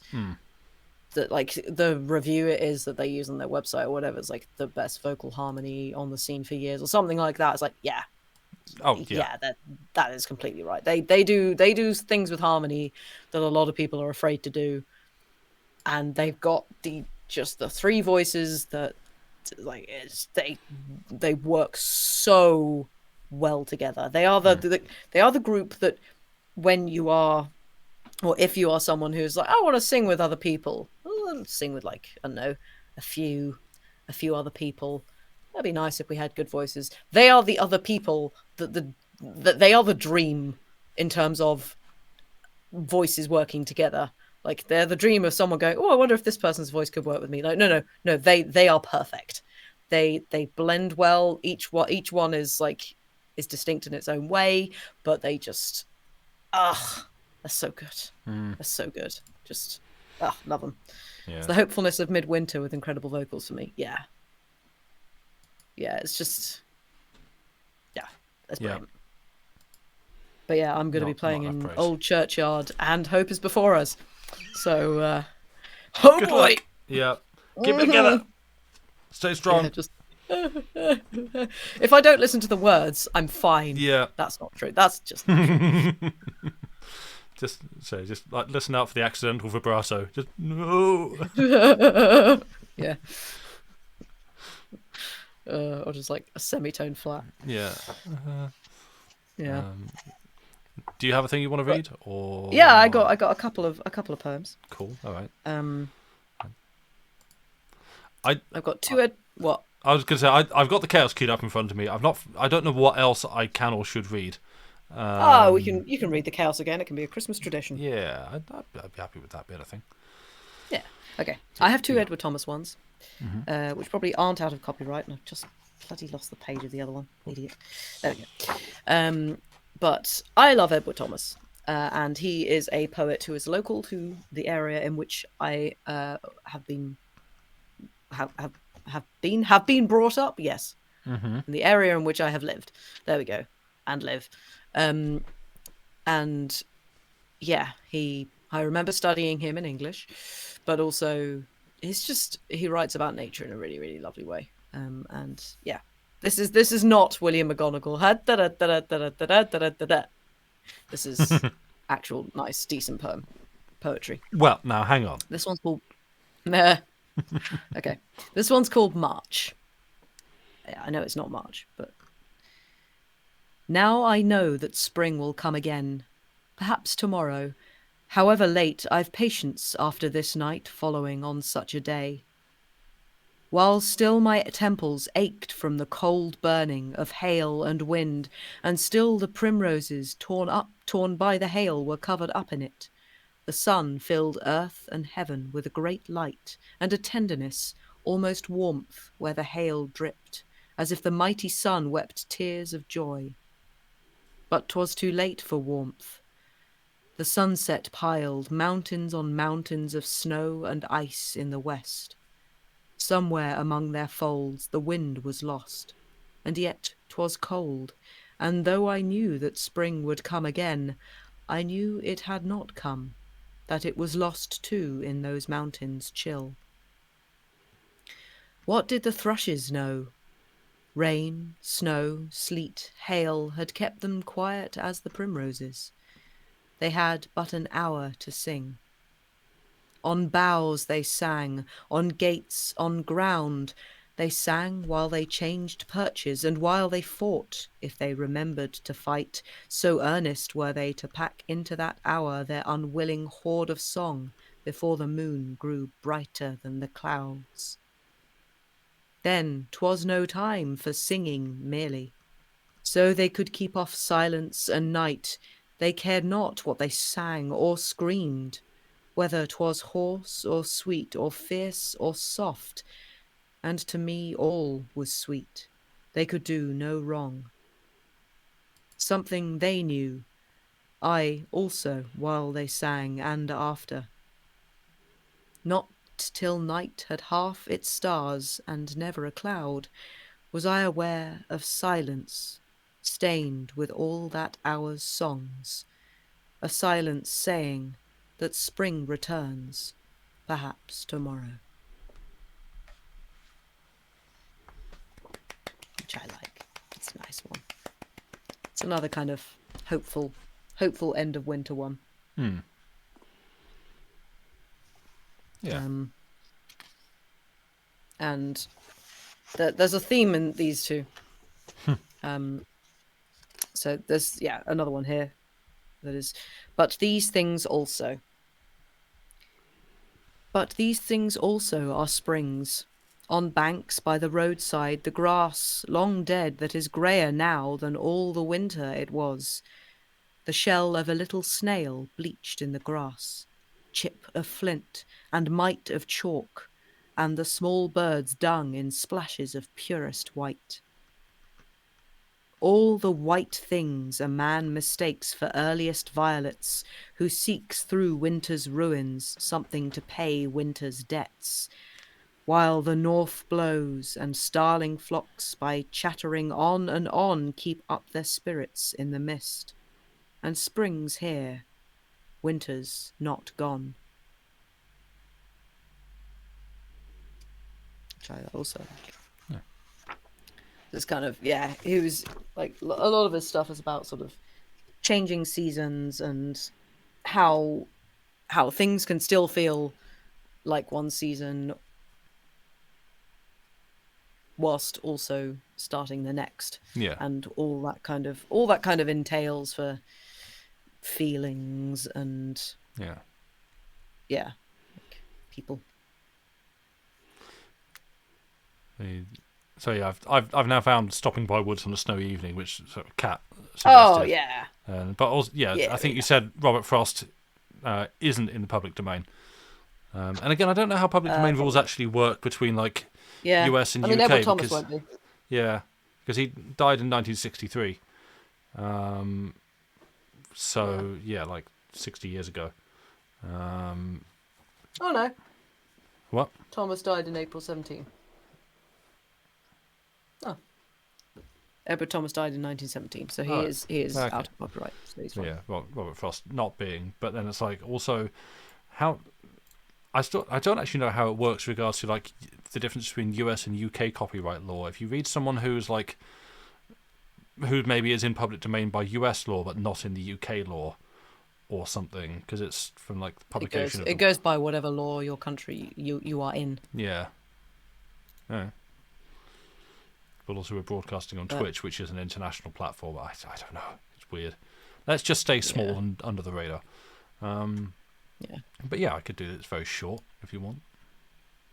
Yeah, why not? Okay. He also inspired Thomas a lot.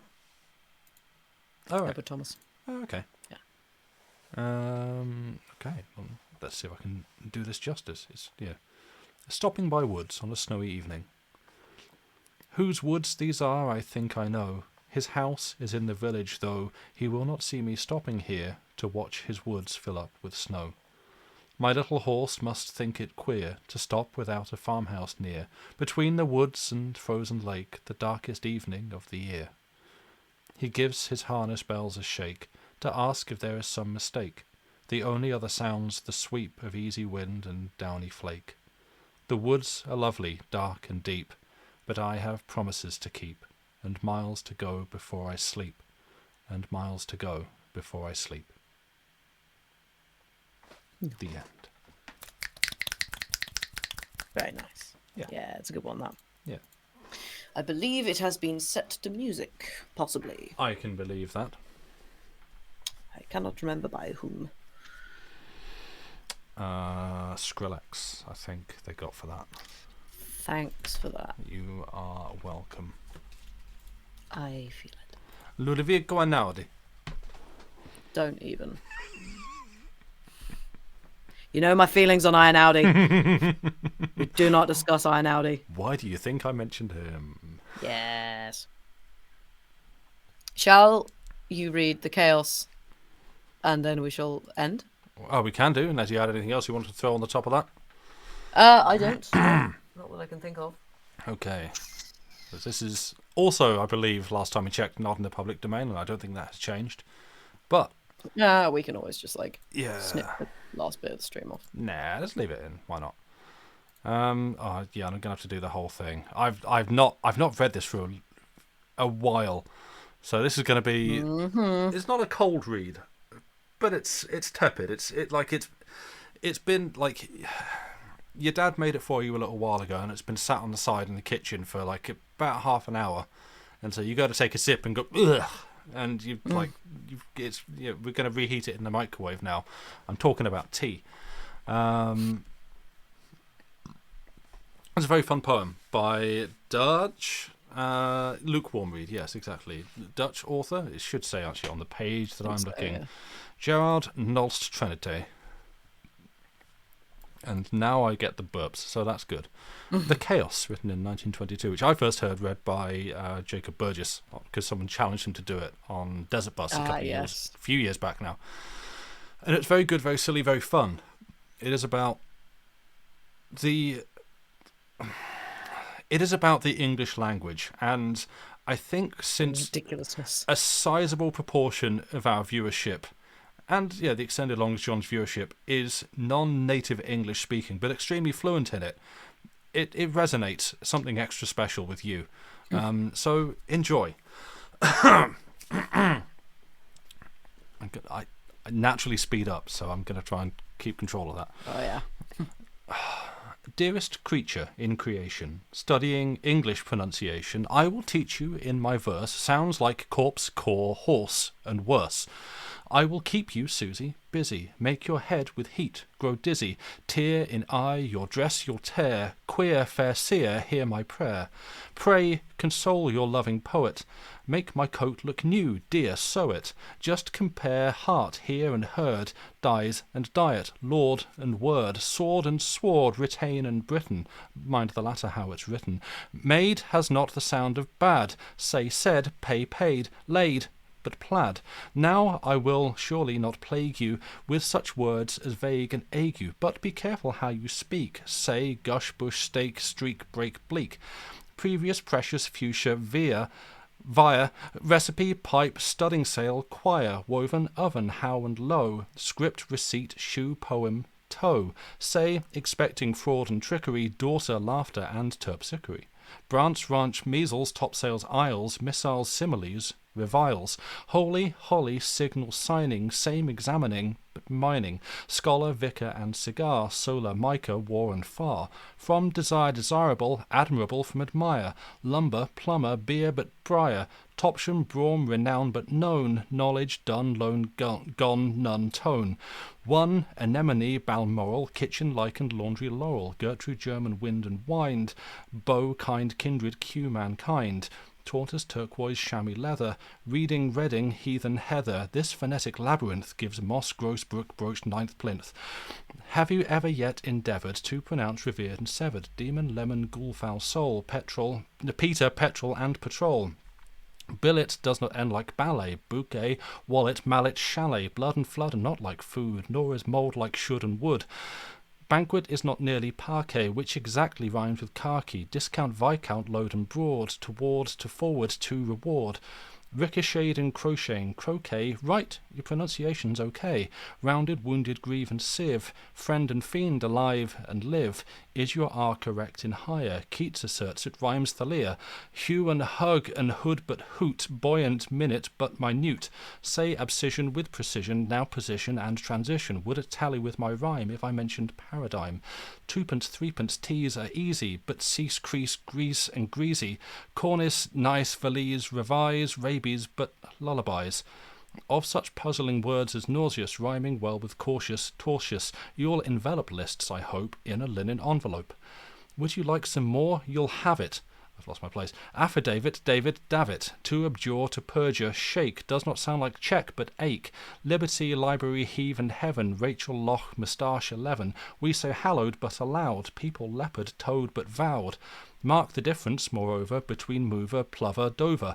Leeches, breeches, wise, precise. Chalice, but police and lice. Camel, constable, unstable. Principal, disciple, label. Petal, penal, and canal. Wait, surmise, plat, promise, pal. Suit, sweet ruin, circuit, conduit, rhyme with shirk it and beyond it, but it is not hard to tell why it's Paul, Mall, but Pall Mall. Muscle, muscular, jail, iron, timber, climber, bullion, lion, worm and storm, chaise, chaos, chair, senator, spectator, mayor.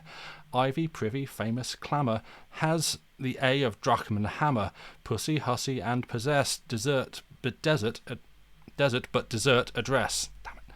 Golf, wolf, countenance, lieutenants, hoist in lieu of flags, left pennants, courier, courtier, tomb, bomb, comb, cow but cowper, some and home. Soldier, soldier, blood is thicker, quoth he, than liquor or liquor, making, it is sad but true, in bravado, much ado. Stranger does not rhyme with anger, neither does devour with clangour. Pilot, pivot, gaunt, but aunt, font, front, want, grand, and grant. Arsenic, specific, scenic, relic, rhetoric, hygienic, gooseberry, goose, and close but close, paradise, rise, rose, and dose. Say inveigh, nay, but inveigle, make the latter rhyme with eagle. Mind meandering, but mean, Valentine and magazine. I bet you, dear, a penny, and I bet you, dear, a penny, you say manifold, like many. Which is wrong, say rapier, peer, tire, one who ties, but tear. Arch, archangel, prey does erring, rhyme with herring or with stirring. Prison, bison, treasure trove, treason, hover, cover, cove. Perseverance, severance, ribald, rhymes, but piebald doesn't. Ribbled, rhymes with piebald doesn't, with nibbled. Face on peon, gnat, gat, gnaw. Lean, psychic, shonbone, shore. Don't be down, my own, but rough it, and distinguish buffet, buffet. Brood, stood, roof, rook, school, wool, boon, Worcester, bowlin, to impugn. Say it sounds correct and sterling, hearse, hear, hearken, year and yearling. Evil, devil, mezzotint, mind the Z, a gentle hint. Now you need not pay attention to such sounds as I don't mention, sounds like pause, pause, pause, and pause, rhyming with the pronoun yours. Nor are proper names included, though I often heard, as you did, funny rhymes to unicorn. Yes, you know them, Vaughan and Strawn. No, my maiden, coy and comely, I don't want to speak of Chumley. No, yet food compared with proud is no better than MacLeod. But mind trivial and vile, tripod menial, denial, troll and trolley, realm and ream, schedule mischief, schism and scheme. Argyll, Gill, Argyle, Gill, surely, may be made to rhyme with Rawley, but you're not supposed to say piquet rhymes with sobriquet. Had this invalid invalid, worthless documents, how pallid, how uncouth he couchant looks, for when Portsmouth I had booked, Zeus, Thebes, Thales, Aphrodite, paramour, enamoured, flighty, episodes, antipodes, acquiesce, and obsequies. Not one I know. Please don't monkey with the geyser, don't peel taters with my razor, neither, so rather say in accents pure, nature, stature, and mature. Pious, impious, limb climb glumly, worsted, crumbly, dumbly, conquer, conquest, vase, phase, fan, wan, sedan, and artisan. The will surely trouble you more than ch or w.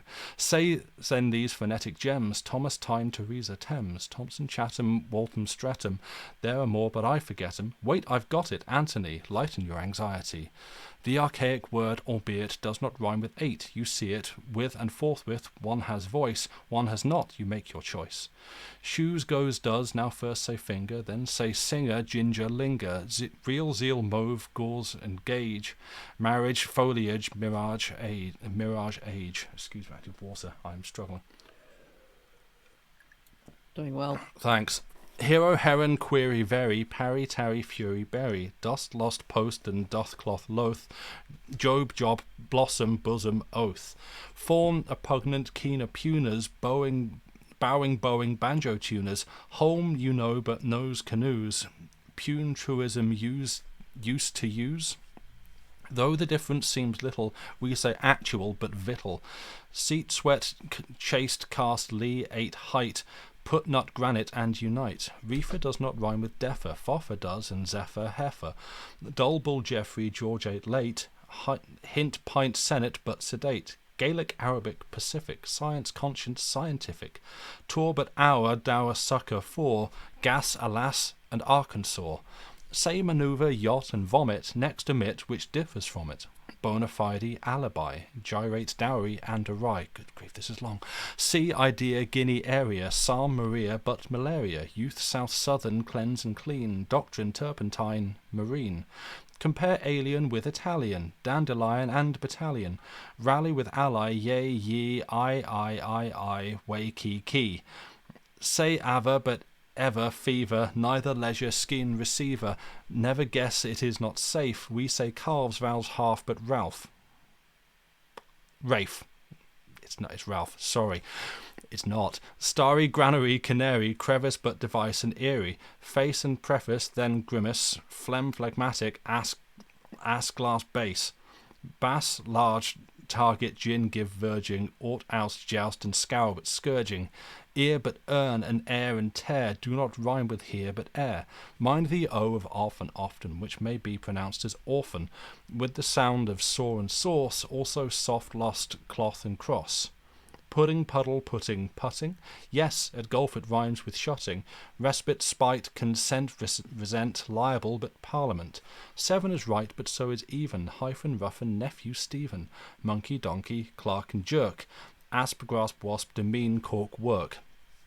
A of valour, vapid, vapour. S of news, compare, newspaper. G of gibbet, gibbon, gist. I of antichrist and grist. Differ like diverse and divers, rivers, strivers, shivers, fivers, once but nunce, toll, dole but roll, Polish, polish, Polish, pole and pole. Pronunciation, think of psyche, is appalling, stout and spiky. Won't it make you lose your wits, writing groats but saying grits? It's a dark abyss or tunnel, strewn with stones like Rolock Gunnel, Islington and Isle of Wight, housewife verdict and indict. Don't you think so, reader? Rather, saying lather, bather, father, finally, which rhymes with enough, though through bow, cough, how, sow tough. Hiccup has the sound of sup. My advice is give it up. Good grief, that fell apart at the end. It gets harder at the end, though. That's the thing. He really lays it on thick. And the problem is there's a lot of words in there that, because it's written the same, but there's it's two that are it's. You have to kind of read before. You have to know the next line that it's being rhymed with. And the earlier ones I can get, but the further you get into the poem, the less familiar I am with them, and so and there's just a lot of older words that aren't used so much anymore. So that's where in the past you had to correct me on. I'm never going to find it, but there's a couple. I can't remember. Strachan as Strawn. Oh yeah. When I know that as Rafe Strachan as well. Yeah, well, I mean I'm sorry, fellas, that's still Ralph. There's an L in there. Rafe Fiennes has entered the chat. No. Hi, your name's Ralph. Or via or via, via and choir. Well, via being the English pronunciation, via being the American pronunciation. Yeah, I was going to say that to me that's always felt like a personal taste one. You just say you say via or via, and people just know what you mean. But it is via is British English. Yeah. Via is American English. Yeah. And there's also just a number of words that I've only ever read and never actually heard pronounced. Yeah, that's a problem. Rhyming ribbled with nibbled when I've always read it as ribbled. Right. So, but yeah. Ribaldry is a good word. Yeah. And so that there's just a lot of tripwires in that one intentionally, because it's the uff ones at the end. Oh, what? The OUGH, just all of that is why? Yeah. Why? Yeah. That is the sound in the English language that apparently means literally anything. Finally. Yeah, and just every now and then there's confusing lines so don't you think so, reader? Rather, saying lather, bather, father. Finally, which rhymes with enough? What are you saying rhymes with it? Is it which of these rhymes with enough? Which of these rhymes with enough? Right. But it'll be the last one probably. Yeah. Though through bow, cough, how is it? How Hough or is it huff? Huff. Is it huff? Okay, because I think so. Yeah. Though through bow, cough, huff, suff. No, sow, tough. It's. Yeah. Yeah. Ague always gets you. Yeah. Ague's a good one. It's via or via are both accepted in US English. The R you all leave off. Yeah, well, we don't overpronounce our R's like you do over in America. We don't say choir. That's an American thing you just did there, so That's true. We'll call it a draw, shall we? Shot myself in the foot there. Yeah, that is also an American thing. All right, let's not go there. 2-1. Yeah. We would. No. Well, at least we don't leave off the R like in choir, like some people do. Choir. It's a very posh way of saying choir. Choir. I'm just scrolling back through to find some other ones because there's some. Oh yeah, acquiescent obsequies. Antipodes, because it rhymes with antipodes, so it's quiz, I guess, on the end. But that's another word that I have read, but I don't know that I've ever heard. Obsequious, yes, but not. Yeah, don't know. I mean, I'll put it in chat. It's this lad. Don't know it. Couldn't tell you what it means. Could be something rude. Who knows? Obsequies. Yeah, obsequies. Yeah, obsequies, I would have thought. PK rhymes with, I don't know what. I've heard sobriquet. Or read sobriquet before. But sobriquet. Yeah. Obsequies, apparently. Right, okay. They pronounce it. They are apparently funeral rites. Oh. Interesting. I wonder if I'll get these right next year. Who knows? Like sterling, means, right? yeah. Yearling, again, I just read that as yearling, but apparently Yearling. because it rhymes with sterling, so it's got to be yearling. Yeah, it's yearling. Yeah. Don't know. I'm not a horse person. Is it a horse thing? Yeah. Oh. Things you say that are obsequious. Oh, right. Yeah. So that's that poem. It's fun. Like I feel like I always start off really strong. Like, yeah, this is going great, and then I get to like the halfway stage, thinking I'm probably near the end now, and then it's like, oh no. And then it's like, oh god, I've got about 3 We've got miles half a of poem left, text. and it's like you have Yeah. the same realization of, oh, we can just drop the whole narrative of someone writing a letter to someone else. We're just going to list words now, difficult words endlessly, with fun sounds, and you're going to read them. Oh no. Mm-hmm. Also, I like that. A harp rather than a harp. I've never heard it called a harp. Yeah, harp. We say harp. We don't say harp. Harp. Now imagine this poem being read by a bunch of 14-year-old Dutch kids with strong accents. I would pay my eye teeth to see that. That's actually, for her, that's a big cost. My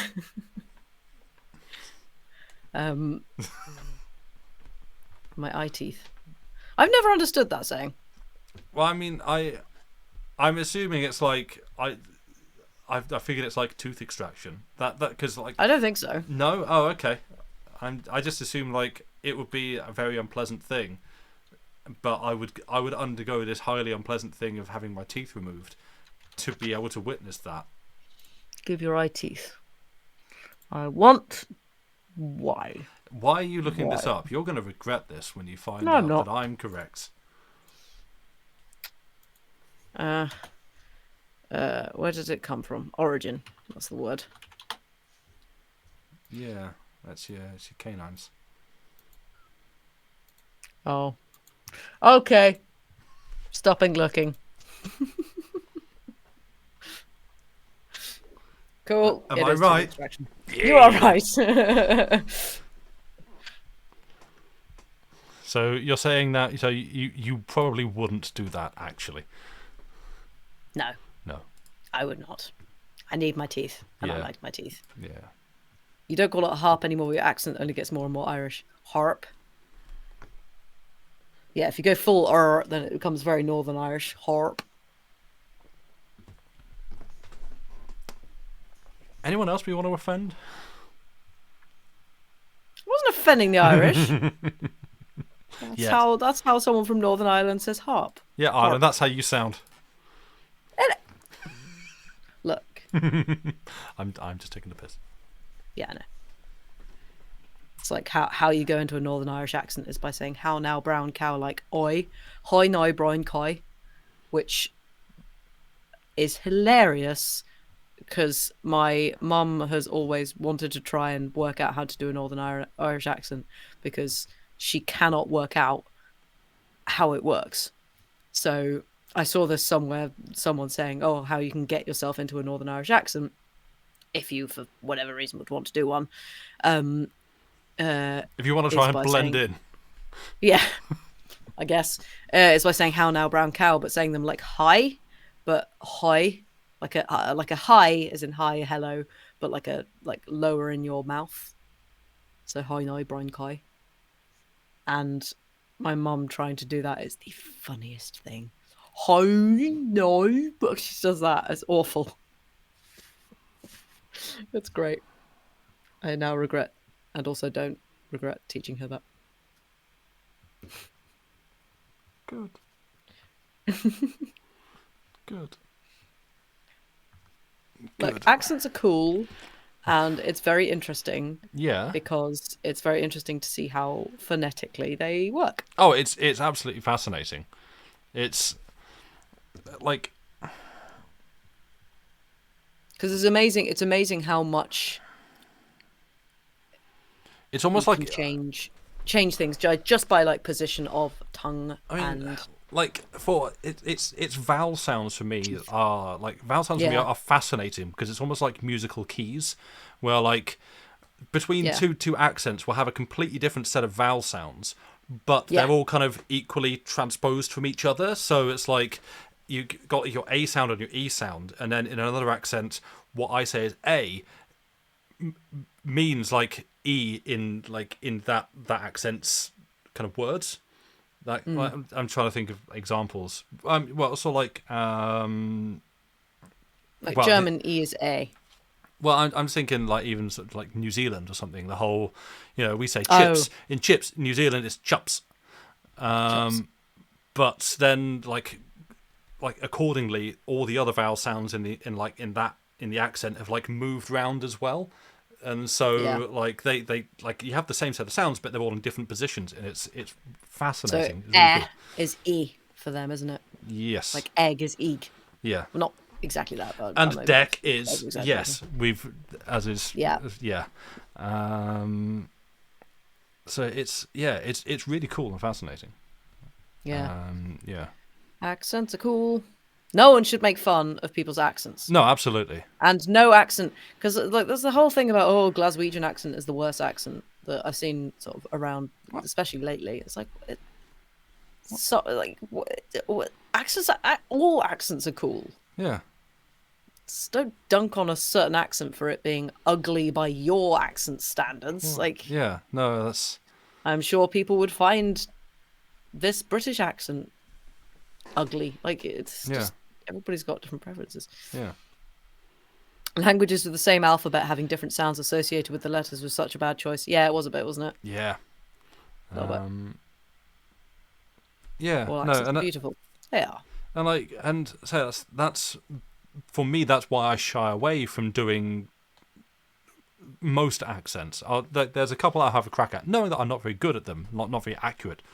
But I shy away from doing like most accents when it comes to reading stuff, or I feel like I want to anyway, because I might have in my head like an idea of like the stereotypical accent that is being like when it's like I've written this American character and it's like, howdy, I'm an American man, I'm going to talk to you about America, and it's like I can't.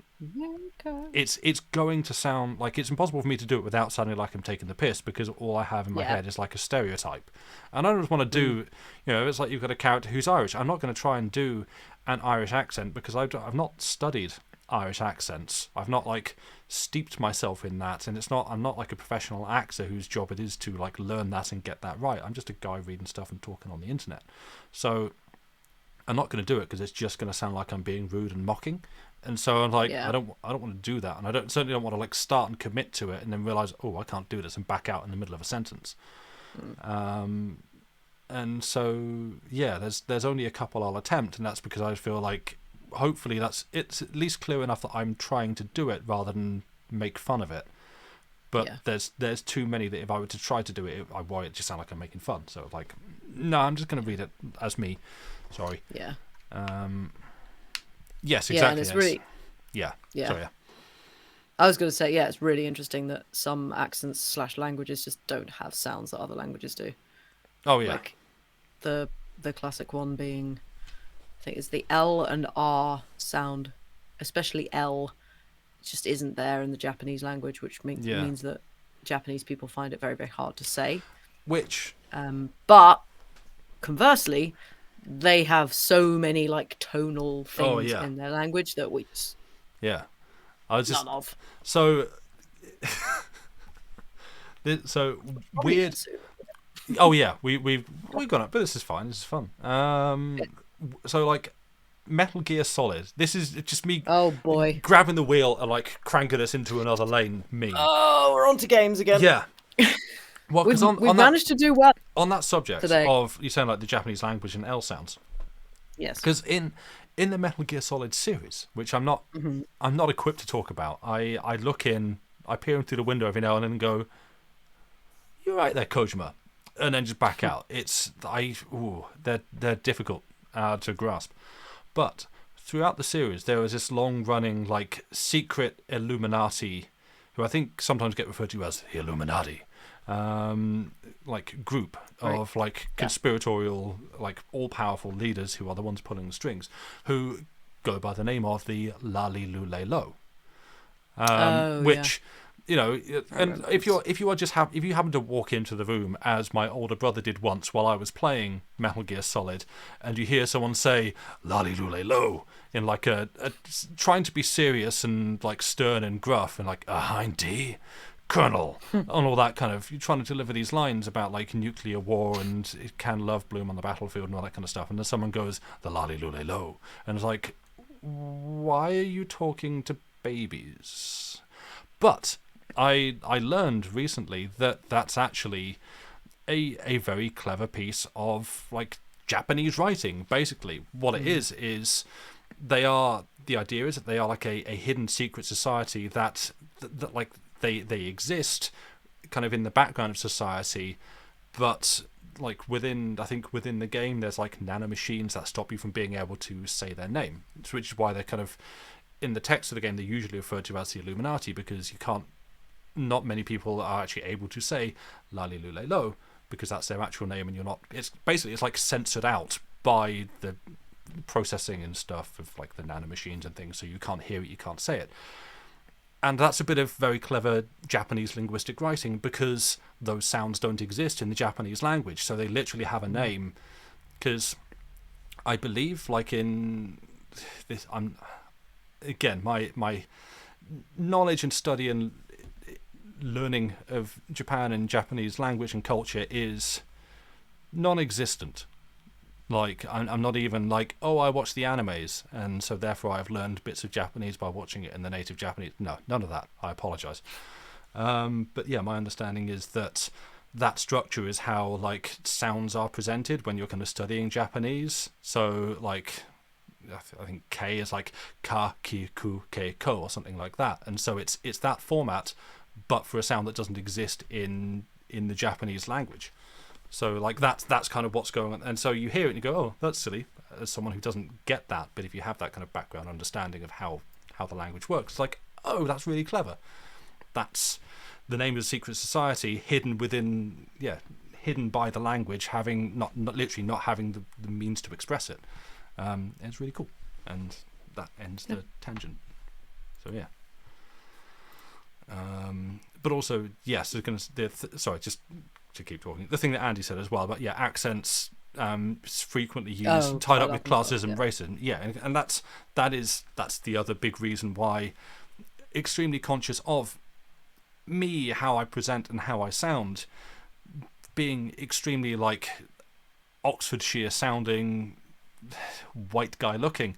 If I start doing other accents, like sort of regional UK accents and beyond, again, like there is a whole context to that which makes it very difficult for me to not sound like I am being classist or being racist if I'm just doing like a stereotypical accent rather than something that is learned and studied and accurate, and it's just better for me to avoid it. That's why. Yeah. Songs of Brahms. Nice. Direct had to spend quite a while explaining exactly how to shape your mouth to say German vowels that English doesn't have. Yeah, it's stuff like it's vowels. That's not a vowel. It's consonants as well. It's like the Z with a T in front of it. It's like that. We don't have that really in English. Brahms spelled backwards. Smarb. Sorry. It's kind of a Pavlovian reaction. Every time I see Brahms's name, I have to say that. Thanks, Victor Borger. Right. It's just possibly my favorite quote from his. Anything he's done. Just sits down at the piano and goes, Brahms spelled backwards. Smarb. And just carries on. It's like, okay, sure, all right, cool, thanks. Yep. Good. Now that's yeah, but like singing is a fun one as well, vowel sound wise. I've had to sing some stuff in Estonian before. That was hard. Greek, and Russian. Russian's not too bad. It's still very difficult. Like the usual are obviously Italian, French, and German. But yeah, it's fun times. Anyway, we should probably stop. I need a cup of tea. Yeah, you need a tea. I need a tea. We've got some Valheim to do as well. Yeah. But yeah. Yes. yeah. So I don't know. Are you planning? Were you saying you're busy on Wednesday, or were No, you? I'll read on Wednesday. Okay. Oh yes, that's right. Yeah. I've got more of A Christmas Carol, the good one, not the William McGonagall poem. Hey, now come on. Let's not say things we can't take back. Sorry, the original Yeah. to read, and my lovely Dickens. Yeah. I like these Dickens books. They've got pictures in and everything. Look, got pictures. Ooh, illustrated. Yeah, they are. Smell nice too. Mm. Yeah, I was planning on doing more A Christmas Carol on Wednesday, so that should be happening. Ooh, Unless excuse me. I'm struck down. Well, let's not tempt fate. Yeah. Yeah. So we're back. Planning to be back on Wednesday for that. Yeah, I think going over like the general Christmas period, we probably get a bit sketchy on stream dates and stuff, but yeah, I do really want to actually make some progress on Dracula and get on to that. So yeah, I'm going to see if I can also do some. Again, might just be sort of a bit casual, cozy, and informal. Could always pre-record some of it as well. Yeah, could do, might do. That is an option. Yeah. Sorry. Toy, toy, toy. Yeah. Have you not heard of Toy, toy, toy? No. I'm like. Oh. Okay. I'm gonna say. Have I not said toy, toy, toy ever? I'm glad you can read that as well, because I was like, hang on, have I hit my head or something? No. Okay, good. Toy, toy, toy is basically good luck. Right. In music speak, it is, I believe. Is it Italian? Is it an Italian term thing? Whatever. I have no idea. But it's French kind of for you. It's toi toi toi. Yeah, it's like in Bocca al Lupo. Oh yeah. So yeah, singers tend to use it more often. It's like it's basically like break a leg. Right. But it's like toy toy toy. Good luck before you go on stage, basically. Oh, okay. You say it. So yeah, or break a leg, whatever you fancy. Yeah. So yeah. Hell yeah. You hear singers say it more often than you hear singers say, or at least opera singers certainly. Toy toy toy. It's a slightly more, I don't know, is it upper class? I guess, I don't know, but it's slightly more pretentious way of saying break a leg. Right. Break someone's leg. Yeah, exactly. Yes, it's fun to say though. Toy toy toy. But thank you, Salad. Yeah. But yeah. Well, thank you for being here, Noel. Right, it's lovely Indeed. to see you here, and thank you for the follow and everything. Yeah, thank you. It's always nice to see new people come in. Yeah. We are very grateful to you all for being here. Yeah, we're gonna go. So look for us next Wednesday and the dawning of the third day. Yes. Yeah, have a look out on Wednesday. I was gonna say wrong time of year, but sure. Sure. And yeah, we'll try and get information out there as and when streams are happening on the days when they might be happening. Yeah. Do we want to raid? Do we want to go and say hi to Stephen, or do we want to just bounce? Could do. I don't mind. Yeah? I didn't raid on Wednesday, did I? Yeah, I don't know what the Night Witch is, but he's playing it, so we could go and see what that is. Yeah, we can hop over. Cool. Okay. Well then, yeah, I'll get the raid going and we can see ourselves out. Where do I'm impressed that the hats have stayed pretty. Oops. There we go. Consistently. Perfect. Yeah. Oh. I kind of at times forgot to turn them off, but good. Has that good? Raid has gone through. Yay. So yeah, we're gonna go. But see you on Wednesday. If you don't already follow Stephen, I'd be surprised because I think most people here probably know who he is.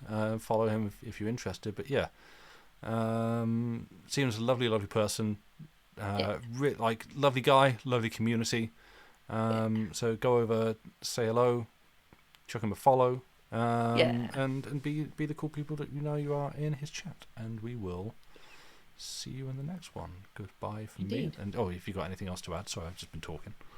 No, if we don't see you before Christmas, have a great Christmas. Indeed. And or other festive season. Yeah, if you are and go listen to Awake Arise. Yeah, do that. Do that. That's your homework for the next Yeah. time. But yeah, I'm gonna take us out before the raid timer ends. So, goodbye and thank you. Goodbye.